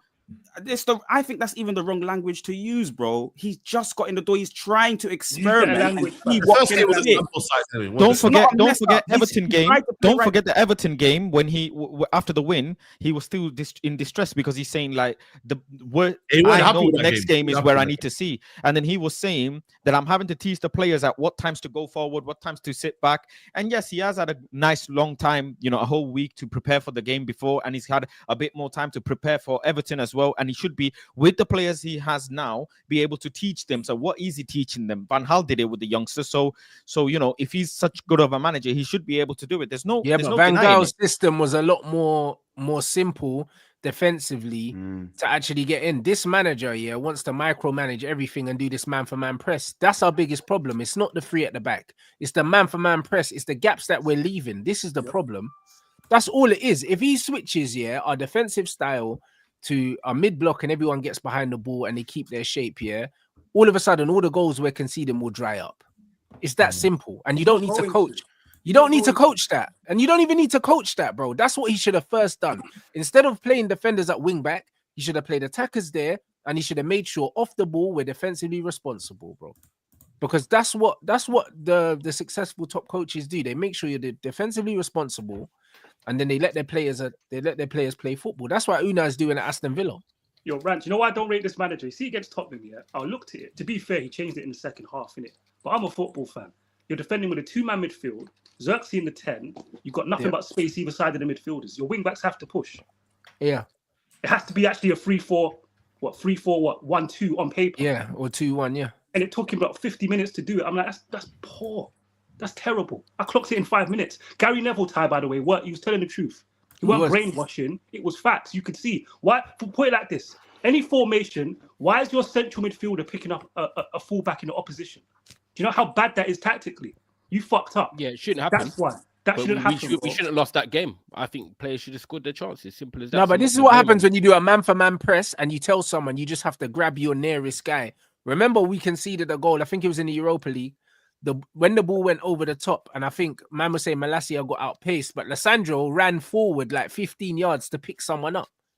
But it's like, why are you running forward to go and meet somebody there? It's just like he's not dangerous because the system dictates that they do, and at this precisely. level, but they're not a danger there. But that's what I mean. Pull you apart. They're going to pull you apart because that 15 yards doesn't score goals. You would have been better serving your team, holding your shape than running and vacating space, and then the ball got played into the space you vacated. Do you know what I'm saying? So the system is dictating that you pick up man for man, but it's like you should be able to use your initiative and understand where the danger is, bro. And the danger wasn't there. So isn't that more on the player? Isn't that more on the player? It's not on the player because he done the right thing because the system told him to go there. That was his man, technically.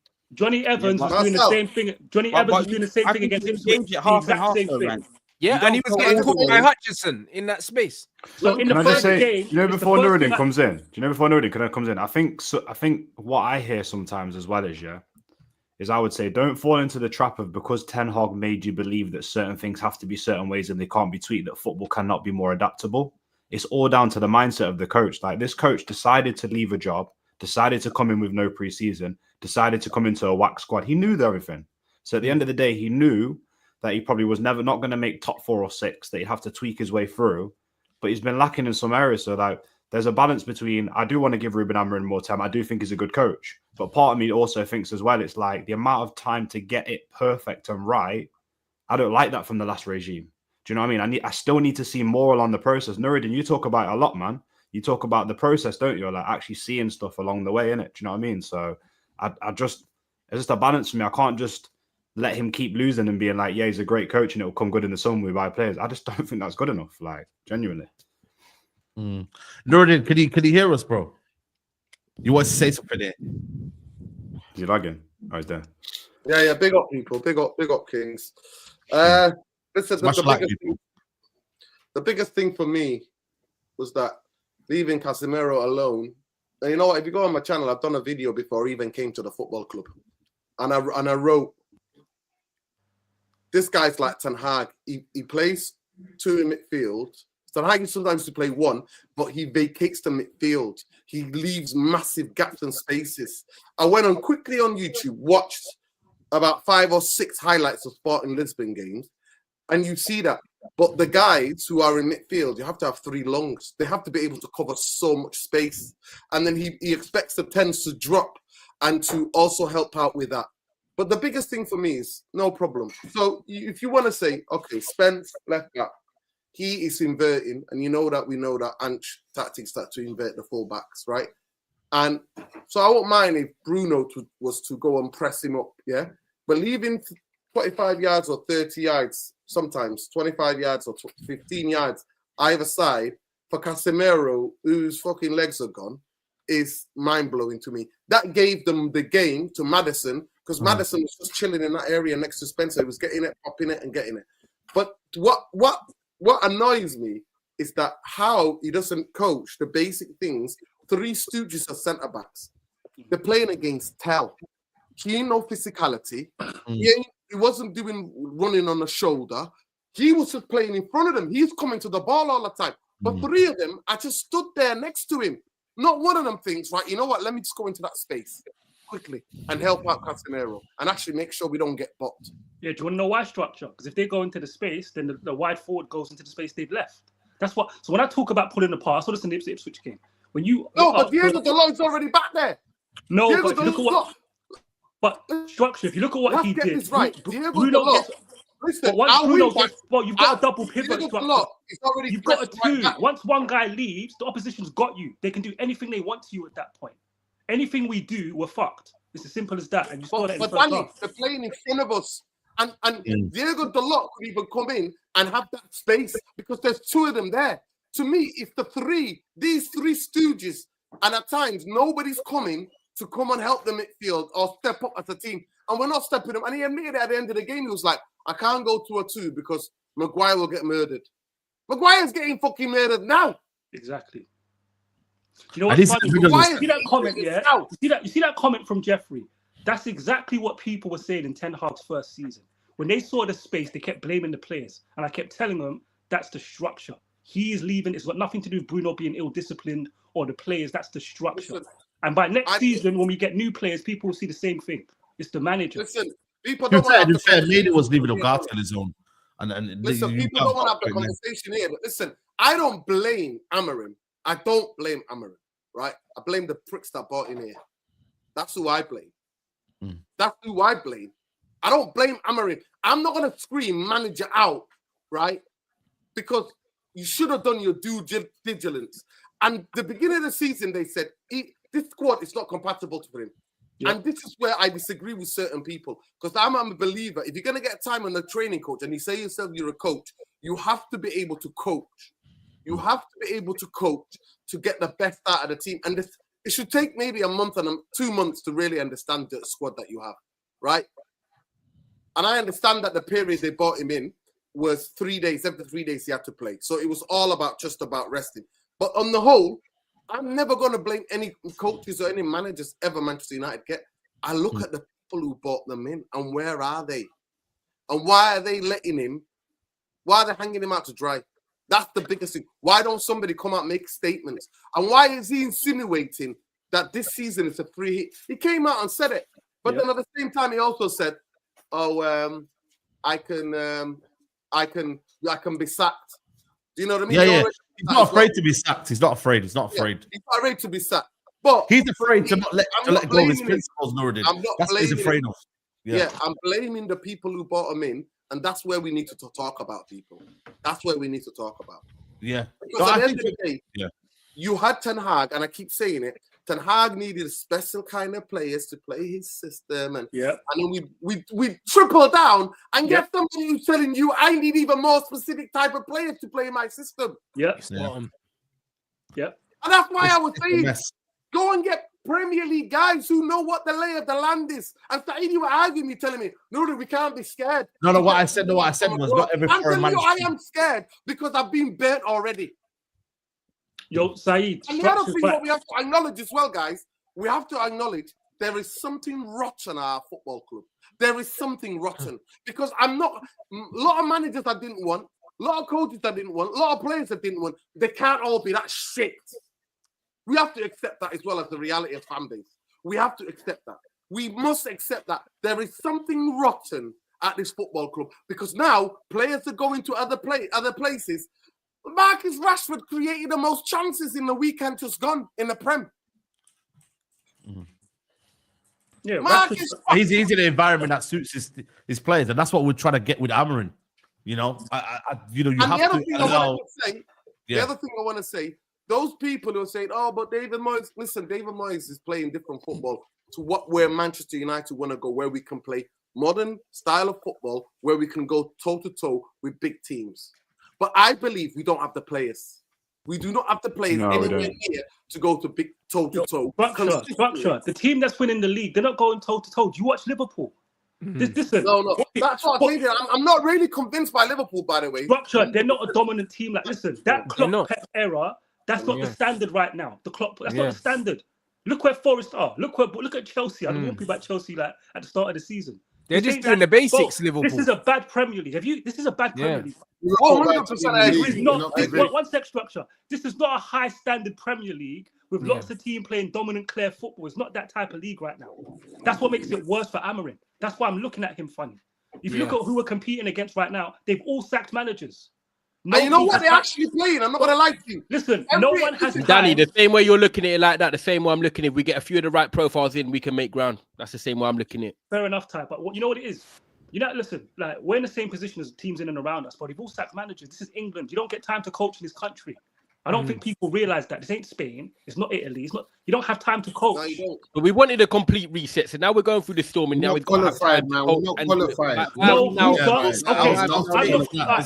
Cool. I'm not qualified. Jurgen Klopp said it. You don't have time to coach. No, I'm talking about all of us. I'm not saying that. I'm just saying you don't have time to coach in this league. Like, this is Jurgen Klopp who said it. Everybody understands that, though. Everybody knows that. No, but I'm just saying. When I say we're not qualified, I'm talking about the fact that we keep on saying we get a new manager. Let's get 4 or 5 signings in. We're going to be all right. We're going to be brother. We're not. We've been saying this for the last 10 years. Nothing's changing. We're not going to be all right. What rebuild are we on now? 6, 7. How, the amount of quality, the amount of you know what hurts the most? The amount of pure footballers we've allowed to come into this club, pure footballers, and the fan base we've let them leave, and the fan base have switched on them. Like, man have said they're crap, they can't cut it, they're not good enough. Like, pure footballers that you can see with your own eyes, left and continue to play pure football. I've had man tell me they're not good enough, they can't cut it at United. Like United is not big. Also, passion is first at United. About winning, it's about winning, passion. You know what I mean? Fighting for the badge. I think that's what comes first at United, unfortunately. You say that McTominay is about to win a title, man. Like, Man United's the problem. Just leave it at that. Man United. Well, most of these players aren't good enough. We wanted to rip it up and start again. We wanted surgery, and now we're doing it, and results ain't going our way. Everyone says the manager's done and he's cooked. I didn't want that tie. I was on here saying I just don't believe that we could throw. No, but you said that. We said that with Ranić. You said it with Ranić. We went and ripped it out, but we said it with Ranić. It's round, bro. Ranić said better results than Amorim, bro. There's a reason why. I know, but we said it with Ranić. We gave Eric Ten Hag 15 new players after saying we've said it with Ranić. We gave him 15 new players. We were told not to sack him. Everyone said we should believe in him. And now then the same group of people are telling us to do the same thing with the next manager. Yeah, but because it happened with Ten Hag, it didn't work out. I'm not going to pigeonhole everyone and say every manager is going to be like Ten Hag and it's not going to work out. Like, but the problem is you want to do the exact same thing. Musa, the problem is you want to do the exact same thing. Building a base. Like, when you have a pizza, you don't just throw the toppings on without nothing. You said that with Ten Hag. You said it with Ten Hag. I got a big question, Tyrone. Is it a case of now the same thing with Ten Hag? Hold on a minute. We need to build a base. Pre-season, get players in. Whole fresh start. We just don't fall in love with managers. We call it as it is, and they just, you know what I mean? They just go, like, you know, it didn't work out. We're so romantic, you know. We're so romantic. Yeah, maybe it's a romantic idea that we've got to give managers. Big clubs don't fall in love with managers. They understand, that they got goals, and if they don't, then they're gone. Like, do you think Barca will feel any way to sack Hansi Flick if they feel like he's friendly? It's Xavi. Another problem. Managers that win the league title the season before. Another problem is that people can't get over club legend. Yeah, another problem we're having is that people can't get over the fact that a quality sportsman, manager, whatever it is, can have a bad start and not end up winning the race. Like, it's possible. Like, we're not saying because Amorim is not working for him now, or if it's not good enough, but people are going on like, you know, like, you can't falter at the start. If like a 100-meter sprinter who wins all these 100-meter races falters at the start, he won't win the race. That's just the reality. And Amorim has faltered at the start. He's done a few things. One of the biggest faults that he's done is agreeing to come into the club and not get backed in his first window. That is a falter. I think he probably knew that was gonna be So why did we sit here and say that Eric should have done what he done in his second season, in his first season? What do you mean? Be specific. When Eric threw his philosophy and everything out in his first 2 games, he didn't. After his first 2 games, it's a lie. You guys lie and repeat the same lies. After his first 2 games, Eric was backed in his first window. After his he had a mad window as it is. He lost the first 2 games. Bro, in the first 2 matches, bro, let's just go with your point. He didn't lose the first 2 games. He does well in the league. Somewhat well in the league in the first season. Second season he starts regressing. Third season comes, he regresses even more. And you know, so many fans have had enough of it. Over the reality. But by that time, people have said, "Oh, why didn't he use his second like he did his second season? He tried to change things up a little bit. He should have done that in the first season. We would have bit the bullet if he came 8th, 9th, 10th because it was his first season." That's the thing. That's not the reality. People that's forget. That's what Moose is saying, though, by the way, Faz. Because Moose is saying that's the exact same thing. It's not the exact same thing. Eric Ten Hag changed his style of football. Eric Ten Hag was experimenting from the very first match. He played Eriksen as a false 9. Then in the second match, had him getting the ball from the goalkeeper. There's no consistency there. It's a lie. Then after that, he had a way of playing with Eriksen. Eriksen got injured, then he fell in love with the idea of 2-8s. Went to Barcelona, workhorse and Fred, 2-8s. Went to Victor had 2 goals in Europa League. Yeah, that was after. That was well after. Then after he fell in love with 2-8s, what did he do? He had all the power. He signed Mason Mount. He didn't say, let me go get someone who can do what Eriksen does, who's younger with legs. He said, I like this 8s idea. I'm going to get Mason Mount. You saw the Wolves game. He doubled down. Then Mount get injured. What happened? He changed his plan. So why did he not try and implement the football that he was known for in Ajax? Comes out, gaslights us, and people still back him. No, and then people turned out and said, other people gaslit you because they didn't do their research. His team with De Jong is not the same team with Berghuis and Gravenberch. It's a different type of football. I told people, Saeed, I told people about Ten Hag. I believed in him, but what about the formation? One second, let me tell you the difference with Ten Hag and Amorim now. I'm not having it from Amorim. In the first season, all the flaws I saw in the second season, I already saw in the first. I just thought Ten Hag would correct it. That's the difference. With Amorim, I can tell he's not going to correct what I'm seeing. That's bad tactically. You guys need new players to see it. I don't need new players to see it. I can already see it. He also had players bailing him out. It's the exact same type of problem. We've got a quirky coach who does weird things. He's going to need 15 players for it to work. He's not reality, bro. He's not done weird things. He's made some errors, but he's not done weird things. You said Kobe is a striker. Kobe is a striker is a weird thing. A lot of the things we've asked from Eric, he is giving you here. Some things he's doing it delayed. Some things he's got delayed response, and some things he's overcooking it. You can't tell me that you didn't want to see a back 3 under Eric to try and stop the leaking of goals, to try and see the team get ran through week in, week out. We're still seeing the team get ran through because of the team shape. We wanted to see Bruno play in the 8. He's done that. You wanted to see. Faz, we've got a different definition for weird things. So for me, a manager who plays a double pivot and asks one to press and leave him, you're weird to me. That's just me. That's the way I see football. I prefer managers that keep their double pivot together. That's what I prefer. I think that's normal. Anything else is weird to me. That's what I'm talking about. You said earlier Kobe false 9 is a sackable offense. You said that. So that is a weird thing, bro. That's what I'm talking about. Do you know what I'm saying to you? And I said he's a weird coach before he did that. Then the next week, come on, bro. If you can't see the signs, fair enough. If you think new players are going to come in and help him, fair enough. He definitely is making some diabolical mistakes. What I want to see is, can he rectify himself? Can he I can't lie, rejuvenate himself from these mistakes? That's what I want to see, really. If he doesn't do it, I want to ask. Hold on, let me finish. If he doesn't actually do anything, right? If he doesn't progress in any way, shape, or form, come next season, or let's say if we get knocked out of the cup competition, yes, I am doing a bit of what Eric Ten Hag fans did, even though I was one of the earliest people saying Eric Ten Hag. It's mad how tables turn. It's really mad. But if he really doesn't show what he's taught this team, not wins, what he's taught this team come next season, then at that point, I personally, I'll be done with managers from abroad. I'll be absolutely done, because I am sick and tired of pumping money into other economies and saving them from economical crisis. I am finished.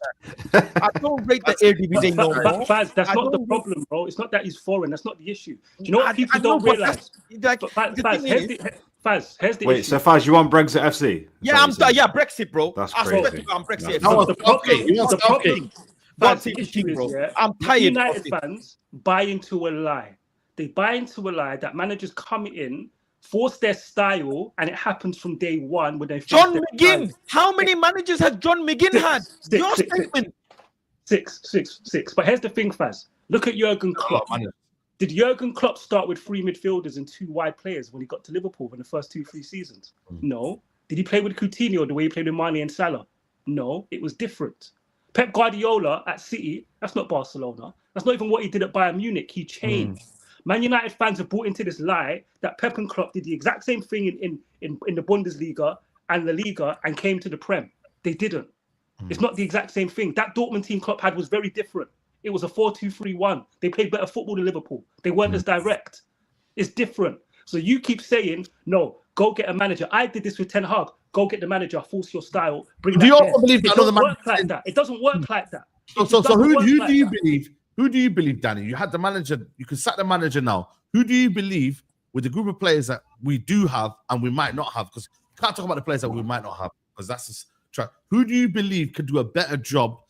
It's quite easy if you look at the results. So I wanted to. We can't get too cool. Let me be clear, by the way. I'm Amorim out, but I want him. I can sack him at the end of the season. There's no point sacking him now. Okay, who would you bring in then? It's pointless. So I'd look at. You got. Well, we can't get too cool. I'd consider. I wouldn't have wanted Conte 3 years ago. I would take Conte now. He's at Napoli. Really? I didn't want him before, but I know where you're going with this, but really, Danny, I know why you're saying it. I know why you're saying it. Bro, he's a. If he wins that Serie A, anything you've got against Conte, like I did, has to. Yeah, you have to get rid of that. You have to get. I like that. That. I like accountability. I like you have to accountability. change your mind, bro. And I'm someone that's changing their mind. I didn't want Conte after Oli. I argued with people. I had to message someone up and apologize to them. I had to apologize and say, you know what? Yeah, you're right about Conte, top manager. Look what he's doing at Napoli, top coach. We need group of players that don't run and they don't work hard and they come on, bro. These group of players we're still talking about. You know, Conte. But Conte doesn't ask his midfielders, one midfielder, to do everything by himself. He keeps them together. Who's that midfielder that he just signed, by the way? Who's that midfielder that he just signed from Premier League? Oh, McTominay. No. Who's that other guy, man? He used to play in lower division. Oh, for Fulham. Enquiries. Is it Enquiries? No, Billy Gilmore. Oh, Gilmore. Bro, look at the profile of player from where he's getting, and how he's turning that team and especially the midfield into an absolute terminator, and how he's making it work. This is where I went wrong, and I will hold myself accountable. Is this kinky business of falling in love with managers that look shiny from abroad? I swear to God, if Amorim don't work out in this club, I'm done, bro. I'll tell you 3 managers I will take in Manchester United: Areola, Thomas Frank, and big up, to Nedu, Marco Silva. Premier League, they all are coaching. They are having players, big players. No, shut up, Saeed. No, you shut up, because you told me it's going to get back and we're suffering now. You be quiet. You know I can kick you out. Listen, respect the owner of the channel. Listen. You know what I'm saying? No, Saeed, you told us it's going to get dark. Let me talk. All 3 of the managers consistently teaching. They are teaching. I hear. I know players. Big players leaving their teams, and they are teaching. Bro, Brentford don't look like they were alive time. Iriola don't look like they're missing. Fast. Iriola never won the first 9 games of his Premier League season. I believe so. You think this same Man United fan base job on us? No, hold on a minute. Job on us. No, hold on a minute. Danny would be Iriola out, bro. He would be Iriola out. After I 9 wouldn't. games, he's already. I wouldn't be he's Areola. already I want Amorim. Areola, mate. Wait, the Bournemouth manager. Yes. No. He's one of the reasons I was Ten Hag out last season. I watched how Bournemouth was playing, even though they were lowering the table. And I said, I remember. And I said this is facts. I said this. So no, I wouldn't be. He's a good coach, and he's one of the thing Spanish. is, though, And look he's at the type of times, Spanish he never won coach. his first 9. Who?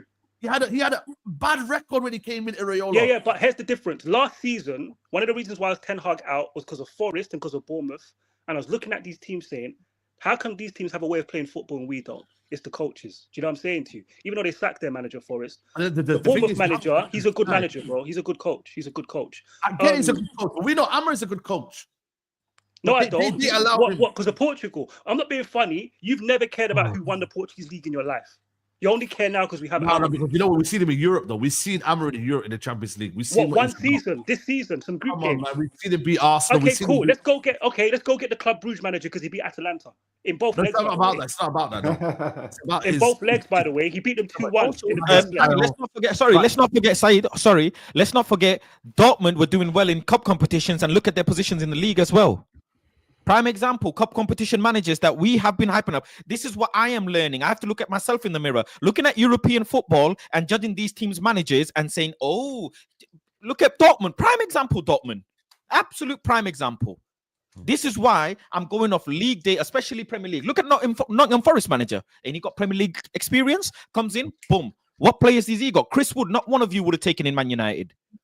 Not one of you would have said any other players from Bournemouth, Brentford, Fulham, these managers that they're coaching and teaching and making it work. Let me get these super chats in before we move on to the idiots. Hold on, Nord. Let me get these super chats in. Say what? Yeah, I don't want to read that one. Let's get to it. Rants, how we fix this mess. Big up Amorim. Eric Ten Hag mistreated Ahmad and should be taken to court for his crime. I'm wondering if Amorim has done the same with Anthony. I still back my manager. Amorim hasn't played in 3-4-2-1 since Liverpool. All we've seen since is a 5-4-1, 5 defenders. Keep cooking, Danny. As someone that wanted Sebastian Hunes, not Amorim, this warms my heart. Killer says, if Amorim is sacked now, Ines will look even more incompetent. They already wasted time and money on Eric Ten Hag, Ashworth. Will Amorim keep making mistakes when he gets more quality? We will have to see, to be honest with you. Mihail says, we need to keep the standards high as fans. I know for a fact that if this was Basmati rice wasn't hitting fans, we would be put the spoon down immediately. Kashani says has world class lost its meaning? It used to mean a lot. It used to mean years of dominance. Now it's handed out for a good season or more. That's fair. Violence says Indians need to get top 4 next season, regardless of the manager. Standards are being low systematically by the club. Adam Fahim says, Marcel, you can't defend the manager and defend Bruno Dalot. You're not looking to assess the situation. You're looking at ways to defend the manager. Amorim out today will take Potts, Rude, or even Ollie. Eric Ten Hag changed formation and it cost him. Fast sounding like Drake after meeting the Grahams. Amorim not good enough for Premier League. Saw a letter, he's gone. Hoping for a loss against Everton, Ipswich, and he must go. Potch in. Wow. I know what says Moyes, the only new manager in the league, laid the foundation for next season. Amorim is a leader. We play 5 back, not 3-4-2-1, because he's a coward. Adam says, why are we behaving like the games before Spurs didn't exist? That's the only game he has the excuse of injuries and light squad. It's dishonest. Saeed, let it go into idiots tomorrow. You will be because I'll BCC. I don't know what that means. Ricardo, Carlo, Fergie, Mourinho, and Pep changing their tactics when they are not winning. But United fans wanted Amorim to stick to his plans when we were losing. Carlton, Danny Banks, who should we replace? He obviously mentioned it. Ty, the league form doesn't matter. Players need to have confidence. Wisdom is chasing Ty, but he's faster. Adam says, I don't always agree with Danny, but today would make a great attacking front two. I can't lie. We need logical explanations, not easy excuses. Faz, yeah, that one's crazy. I've had enough of Timus Hoyland. If Southgate were Amorim, he'd be sacked by now. Ernest says, when did managers become one-trick ponies? Any manager should be able to coach any formation. One all league new, all this new age system talk. Yeah, that's crazy. Big up to my guy. Kevin says 3-2 Nottingham Forest, 3-0 Bournemouth, 2-0 Wolves, 3-1 Brighton, 2-0 Crystal Palace, 1-0 Spurs. These are all winnable games. We should be winning comfortably. Should be comfortable third place. versus Spurs. Gary said, and not even 9-year-olds would do this. Aaron said the results are poor, yes, but we can't pretend like we haven't been missing clear chances and losing ball with Hollywood passes. Goal changes games. Troy said, my super chats, no, probably the mods. All right, brothers, you can back the manager as I do and want him to have the summer and also be honest about what we're seeing. We don't have that. We don't have to invent excuses. Aslan said, playing devil's advocate, why do you think Emery looked technically inept at Arsenal, especially second season versus now? Where were they so open? Why were they so open? Why didn't he coach? And Faz likes Amorim because he plays Dalot every game. Wow. Let's quickly move on, yeah? Before we move on, Saeed, I just wanted to say before we move on. Yeah. Just about Amorim. 2, 3, 4 things can be true at the same time. What we're saying is shocking. And I think his aspect of it is some of it is out of his depth. But the biggest thing for me is that you think about it. We've had all types of managers. And I'm going to what Vas was saying. The only guy that actually significantly made a massive difference to the way we play football is Van Gaal. And that's the one that we regret. I think we all regret that. But everybody else is just found it really tough to get any tune consistently out of everybody. And going back to the style of the Premier League, actually the style of the Premier League is not possession-based football anymore. It's quite old school. It's get the ball forward quickly. Yeah. It's literally get the ball quickly. And most teams are playing for the second balls.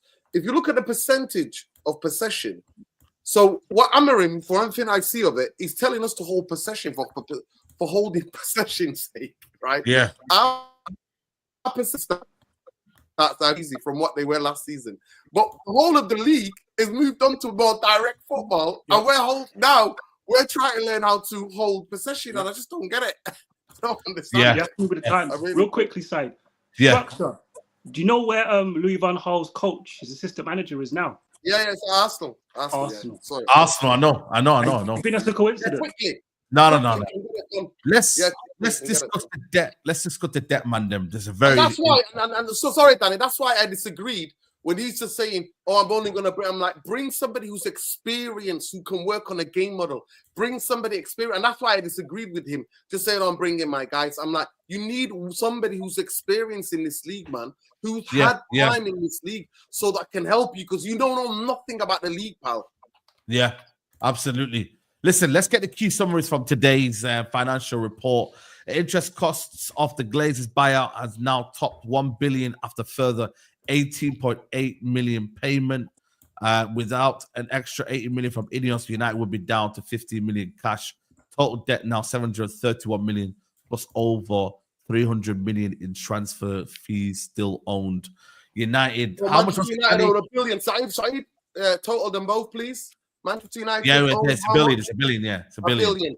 Right, and by the way, that money that they're getting from Ineos, that was already put into the contract. Yeah. That was already contractually. Yeah. Yes, agreed. Absolutely. Well, that's not all the Ineos workers do not use that to bring that shit to me. I've done no. You can't.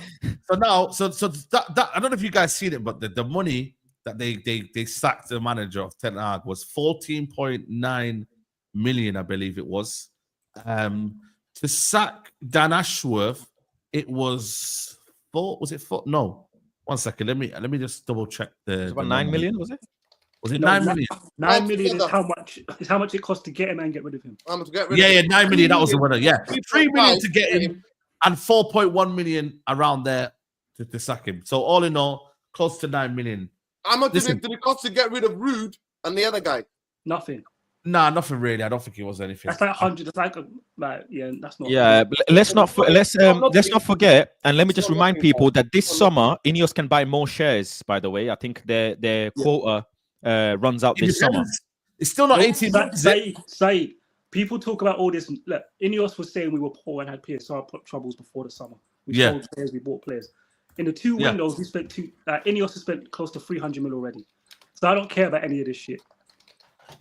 I don't care. They're gonna also have to hire a new sporting director, which will cost a couple mil or whatever. Look how much we spent in the summer at Dorgu. You're looking at 300 mil, like 260, 270. What are they going to spend, or do you reckon they're going to? That's what we spent so far in the Ineos. They keep telling you we're poor, and in 2 windows we spent about 260. Yeah, but I know, but that was when we had on the back of Europa League. You know what I mean? So we were in European and also football. selling some players. So that's on the back of that. This is now. People are putting the negativity. At the end of the report, we are projected to make the exact same amount of money as we made last season. No. Yes, 670. Go look at it, bro. I've got it screenshotted. Go look at it. 670. Oh, but Danny, we get some cuts, don't we? If we don't qualify for any European football next year, obviously by default. Yeah, we've got that now. The wage bill is lower, minus getting new players, but it's going to be lower when you're not in European football. Yeah. I don't know if it's still 25% if you make to Europa or if you're fully out of Europe. We lose some money on Adidas. We're not in European football. Put it this way, but our wage bill goes down 25%. When Anthony went to Betis, they said his wages were 105 a week, not 200. So that tells you. Yeah, because we're not in the Champions League, obviously, and the bonuses get put as well.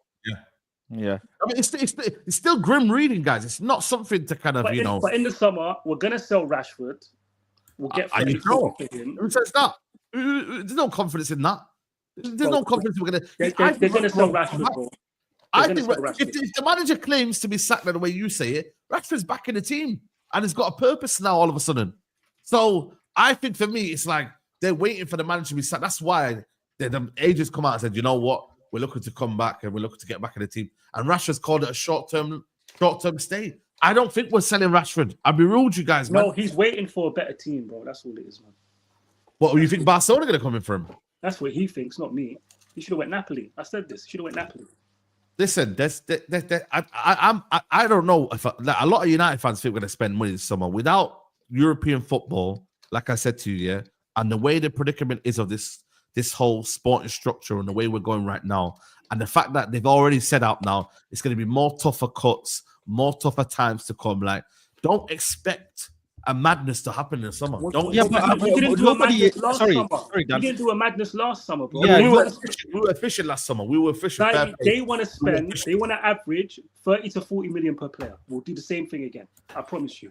Can I just say, we're not with the size we want to make this summer. No chance. No chance. We don't want to get Gokares because Gokares will cost 60 mil.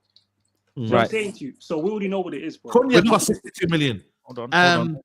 You know, there's a lot of what do you call it? Transfers are gonna cost 50 million plus this summer. You know, they are.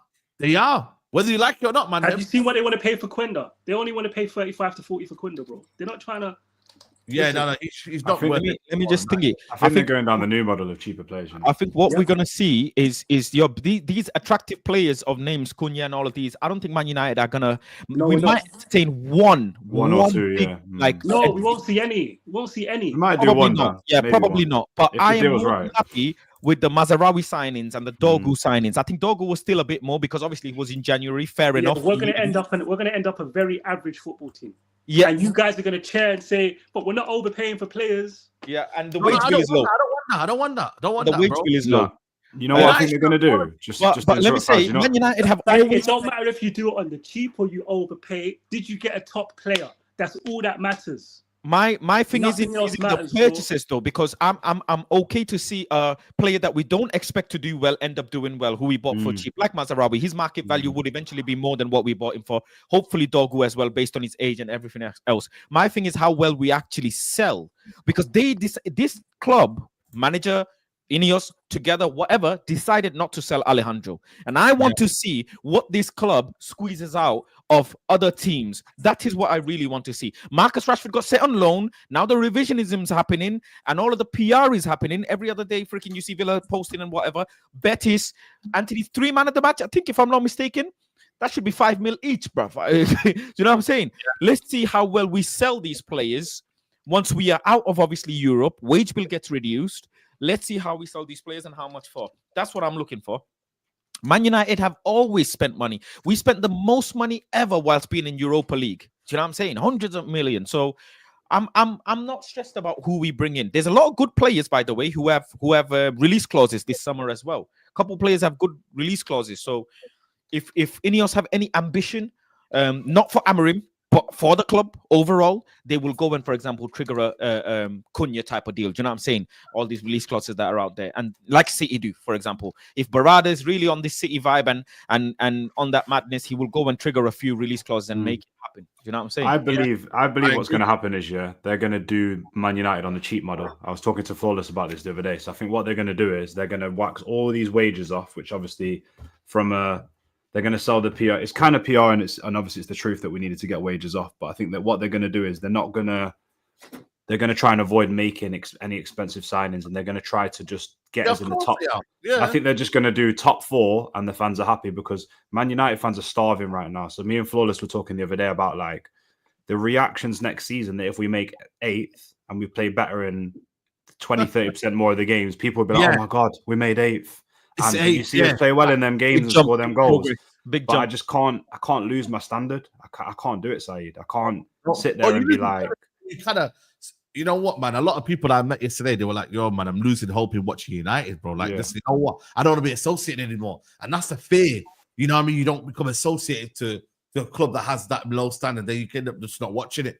You know what I mean? Because you're like, bro. They're going to be desperate. If we're 8th, trust me, Saeed, if we're 8th next season, it's like, I'm glad Danny's come back in there. If we're 8th next season and we score 20 more goals, fans will be like, yeah, it's progress. Sharing, bro. Be like, yeah, bro, I told you I'm a... Yeah, Marcel will be like, yo, man, this is good. This is good. I ain't having it. Do you know what I mean? So. I mean, statistically, he would have been obviously doing better, but let's see what he can do. Really and truly, my worry is this game against Everton. Faz, this game against Everton, United lose this game.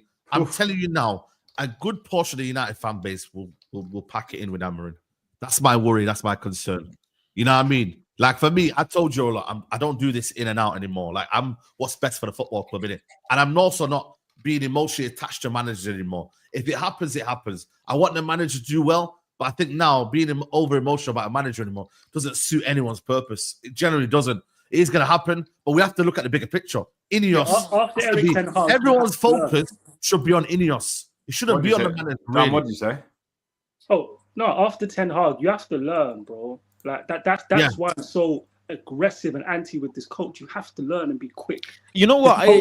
Because you see with Marcel, listen, I get on to Marcel, but I'm similar to him. I problem solve. And I assume the manager and the club are going to do the same problem solving that I have in my mind. At some point, you have to realize they won't. Oh, that was Omar Barada's guy, though. Who does he go to? They won't. Omar Barada's guy. Can you imagine? He went all the way to Portugal, Lisbon, and said, yo, now or never. Who does he go to? And don't forget, Ashwood is the one that kept Ten Hag in, right? He's not. He didn't do it. I told you, I've made a video about it. All of a sudden, everything that was wrong with Manchester United was all Ashworth. But do you think I'm buying that basic BS PR? And it's done by the clientele journalists telling us the BS. So okay, let's go with that. Even if you go with that, Ineos as a whole and Barada as the guy at the top, he still made some bad decisions. Omar Barada, listen to what I'm saying to you now. If Jim the Rat, because Jim the Rat pulled the trigger, right? By the way, Jim's involved directly. He's pulling triggers, right? Yep. He's involved, even though he told you, I've got football people making those bullshit. Don't believe a word. If he pulls the trigger on Amorim, just know that Barada's days are numbered. Just know that Barada's days are numbered. And I said that in a video when Ashworth went. I said that. Barada's days are numbered if he goes wrong with Amorim. Before even Amorim will set a foot in Manchester. At the end of the day, do I believe in these clowns? No, I don't. Do I want them all out? Yes. Do I want to go relegated? Yes. If you said to me tomorrow, 2 seasons in the Championship, which is a tough league, by the way, one of the most competitive leagues in world football, right? Every 3 days you play a game, right? No time to effing coach, mate. You're playing a game every 3 days. I would take it to get rid of them anyway. And the maddest thing is that I'm out of the country when the protest is due. See, the 9th, when is it again? The protest, the 9th of March. Shit, country. Yeah, I'm out of the country. Yeah, I'm out of the country. What are they protesting? Well, they want a full sale. They're asking for a full sale. What to Ineos? They're just asking, Ineos, that's why they're demanding full sale. I said to them, what Ineos? That's crazy, though. You can't say full sale. You should say everyone out, really. Your structure. Structure, I'm with you now, yeah? Do you know what's going to happen? That don't make sense, that protest. You know what's going to happen either way? When the Glazers go, we're going to be stuck with Ineos. and we're going to be even worse. I know it's a two evils, man. I firmly believe that. Yeah. I thought it was actually no. Hold on a minute. I thought it was an Ineos protest though. Nuruddin. So you're saying it's a crazy protest. From what I'm saying, they're asking for a full sale of the football club. Like, you know what it is, Saeed? And they're protesting the ticket price. Ineos have never told you they want to buy the full club anyway. They've never made it. They do. There's conditions there. But you know what it is, Saeed, yeah?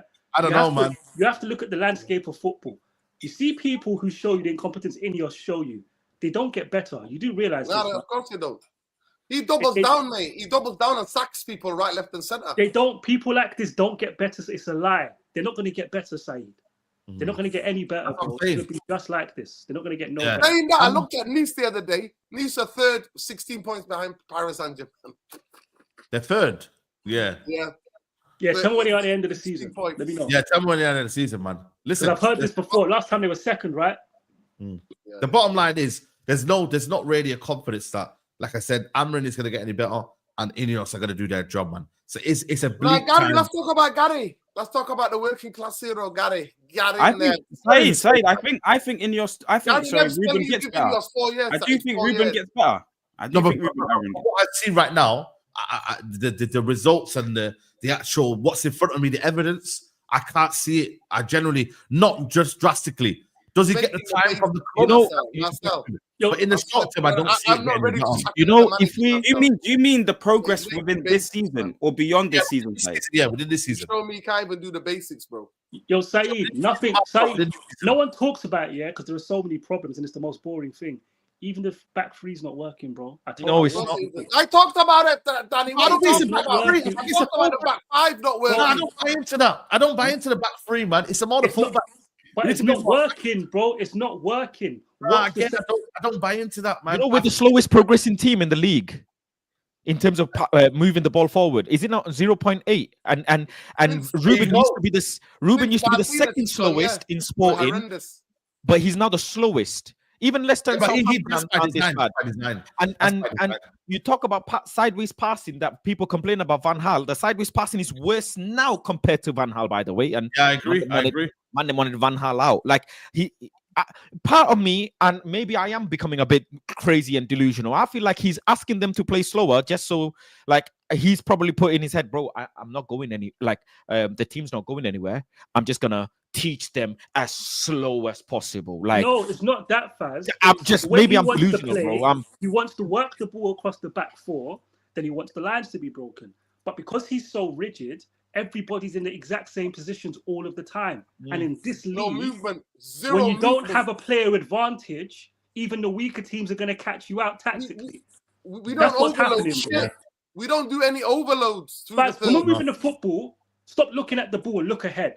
Our players moving, they drop in the exact same positions all the time. It's predictable. It's very predictable. I said this when he came here. Once I saw his football, I'm like, we're going to have a man-for-man advantage over every team for this to work. That's not good. That's right. You know what I noticed? We need players who can isolate. How much we actually carry the ball and actually skip past people and isolate people. We don't have that. But not just that off the ball. You just notice how much ground Ahmad and Ugarte cover. Especially Ugarte, people don't notice until last game I didn't see him. We didn't see him, and I noticed how much ground and how much of a shift he puts in. Especially his reading of the game and his aggressiveness. When we don't have the ball, is a great addition to this team. It helps the midfield stay so much calmer. Yes, when you had Bruno and Casemiro, as good as some of the passes from Bruno were, and Spurs' high line caught us off guard and whatever, but again, you need someone with that energy in the midfield to cover the ground. But do you, though? Do you really need someone with energy? Or do you just need an additional player in the middle? Or do you just need the team shape to be a bit more compact instead of us stretching us so much and leaving so much gap? Guys, this is how you know the manager's the problem. Can you imagine Ten Hag or Amorim playing with Gravenberch and McAllister in a double pivot? No. It's the tactics. I can't. That's what I mean. Yeah. How is he getting away with a double pivot of Gravenberch? Even though he's a bit like Pogba, just because he's tall and he's not actually an athlete. Yeah, but I can get what you're trying to say. Yeah, the kind of movement. Yeah. Imagine Ten Hag and Amorim with that double pivot. Danny, I don't have much faith that the manager can turn it around. But what I will, and I won't give you no hopium. You know what I mean? What I will say is though, this manager deserves at least the the ability to do that. But I also know that the club aren't going to give him that because of results. But I believe this manager deserves at least the transfer window in the summer to bring his players in and have a proper shot next season. I believe that deep down. But what I also believe is that if you don't get results, Danny, you ain't going to get that time. No. You know also, in hindsight, Saeed, if you know what? Keep him, this is against my will. I don't want them to do this. If they keep him in the summer, they can't sack him next season. No, they can't. Well, but they might do that. That's what this is a very, very. This is another Mandem talk, bro. It's too late for this topic. Don't listen to me. Go against my will. I'm just a fan. Don't listen to me. You're right. If they give him a summer, they can't sack. How you're going to sack him in November? And you know, in hindsight, he should. If you get Quenda, if you look, Quenda is like he's a teenager. Amorim got to him early from the Sporting Academy, right? He's actually a midfielder. Yeah, but is he actually? If he was playing as in a wing or in a 4-3-3, I don't know how good he would be. I don't know if he'd be on anybody's radar. I don't know. Maybe he would be. But my thing is, you sack him. What are you doing with Quenda? And I know what I'm saying. That's what I'm trying to say.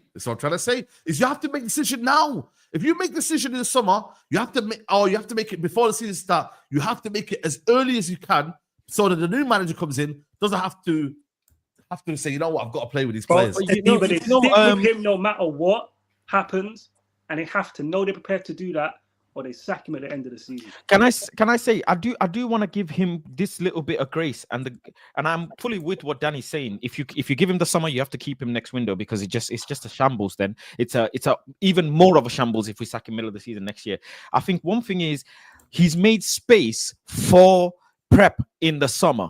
Yeah, he's made space with the likes of getting rid of players that really needed to go from Man United. The information that we have seen, nobody can tell me that they saw anything that Anthony could have done. You just can't. There was a little bit between Anthony and Ahmad, but it wasn't crazy, bro. It wasn't a madness. Not Anthony, not Malacia, not Rashford, not one of them gave us 50% of entertainment or 50% of football that Ahmad has shown. None of them. Not even what Ugarte has shown. Let's be deadly honest here. Call it as it is. Dogu's coming. We got to give him time to see how he does. If he's actually any good on the left-hand side. We got the right profile, but can the right profile deliver the right things when they're placed in the correct position? That's what I want to see. You can't tell me that this manager, needed to keep these players because of squad and da-da-da. You can't. You all sat here week in, week out calling for these players' heads. When these players get moved on, even if it was, for example, under Southgate or whoever, right? The players get moved on, but now you cry about the fact that, we got injuries, we needed these players in here, blah, blah, blah. No, don't bite the bullet. Your fans. He's had enough courage to say, if I'm failing in the league, if I'm not going to go anywhere in the league, you know what? Fuck it. I'm going to go do a cup run with these players. But these guys, I'm not doing it. Yo, fans, I disagree with something you said. Ugarte, people are overrating him. We had a sample size in games where we come up against low blocks. I think he can be useful. Hold on. Against low blocks, he's useless. I agree with that. Yeah. Useless. And furthermore, that's why you have to how many good performances has Ahmad had in the 10 role? Not many. The 10 rule. Not many. Scored some goals. Not many. Performances. There's been a few. But he's better. But he's also been attacking better from when he's been having space ahead of him. I'm sorry. Other than what? The Rangers game, someone said to me, he ain't had good performances in the 10 performances. No, bro, he's been suffering performance-wise in that 10 position. By the way, he's been carrying that injury most of the season. I'm listening to that nonsense about his foot getting stuck in the ground. Not gonna fool me. He's been better at wing back, bro. But in the 10, that's why I'm saying if Ahmad's future's in the 10 next season, that right wing back better be good because he ain't been playing well in that 10 position. Do you know what I'm saying to you? He's better at wing back. But all teams did as soon as we give him the ball, they double up on him. And there's no space and there's no movement. There is no movement. Players are not coming closer to him to play off him. And that's why it looked like Anthony did well with him because they linked up well and people said, hold the ball. Another thing. So this is Ten Hag behavior to me, This thing that he does where his so-called 10s hug the touchline and the wing back goes narrow. Weird. There's no point playing a 3-4-3 if you're doing that. It's pointless. It's Yeah, pointless. yeah. It defeats the whole purpose of a 3-4-3. Danny, listen, I came on here a couple of weeks ago and I told you we don't play 3, we play fucking 5. And you were like, yeah, that's up. No, we play 5 because we get every team pushes. No, don't tell that to me. I told people that. No. I told people it would be a 5. Yeah. I told people it would be a 5. It's not a surprise to me. Let me get Rhino's input before we wrap up and get super chat. Rhino, what are you saying, man? Can you hear us? Yeah. Can you hear me? Yeah. Yeah. You're about to do a move. You're about to do a move, innit? See him blacked out. About to put the black gloves on. I see you. What are you saying, bro?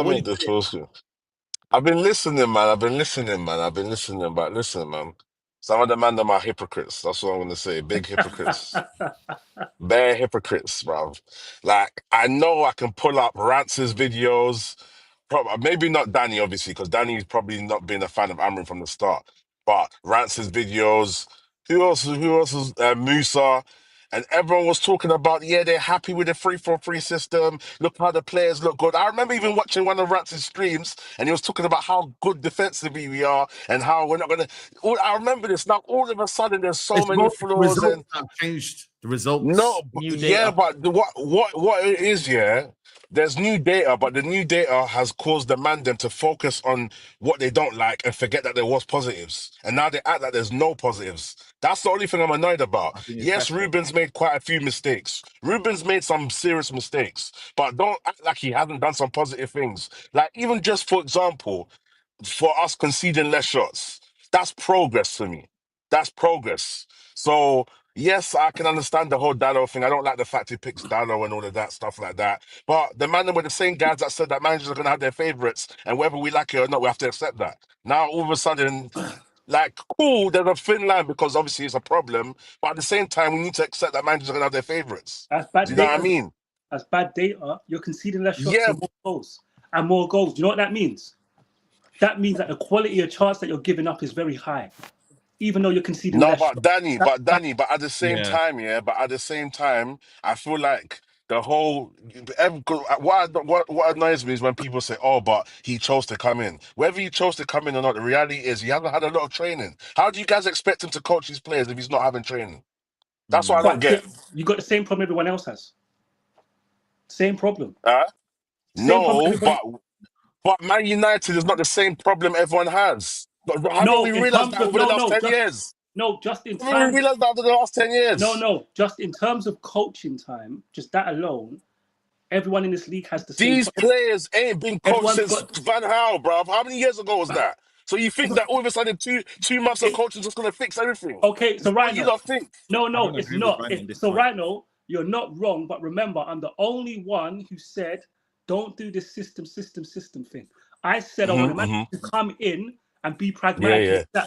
There's a reason I you said that. Yeah. Because I know the problems. I know the issues. Trying to get players mid-season to do things they can't do is a road to nowhere. I knew that already. Well, Danny, he said as the coach, Danny, one second right now. He said, they said to him, start the work. And that's what he's talking about. He said, start the work to revolutionize the way we play and we'll take the pain. That's what the guarantee he was given. He did say that. Yeah. He's come out and said that. Listen, let me get these last super chats in. Big up to Killis, my guys. Insomniacs, yeah. Ineosomics. You guys, man. Bloody hell, man. We're trying to fight EDL and them things, and you're pronouncing like this, man. Yeah. You used to be a teacher, you know. What did you teach? Not a word, bro. Ineosomics. Ineosomics, man. Man said insomniac. What are you doing?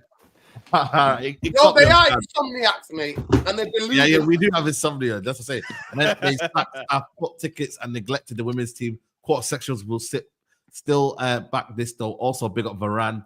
Does Danny still prefer Rasmus over Xerxes?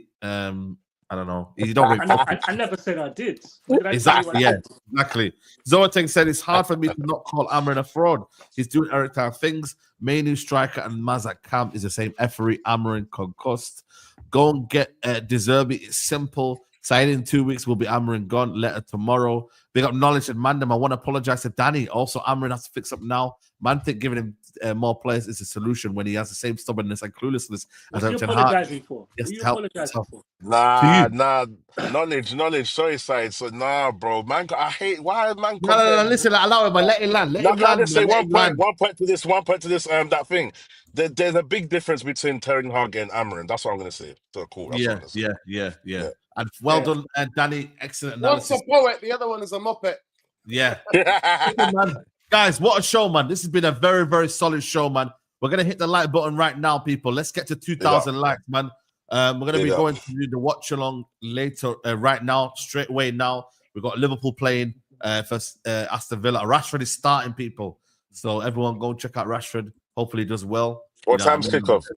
7:30. And then obviously Real Madrid later on, man. Guys, make sure where is it on? It's on TNT, isn't it? TNT or Amazon.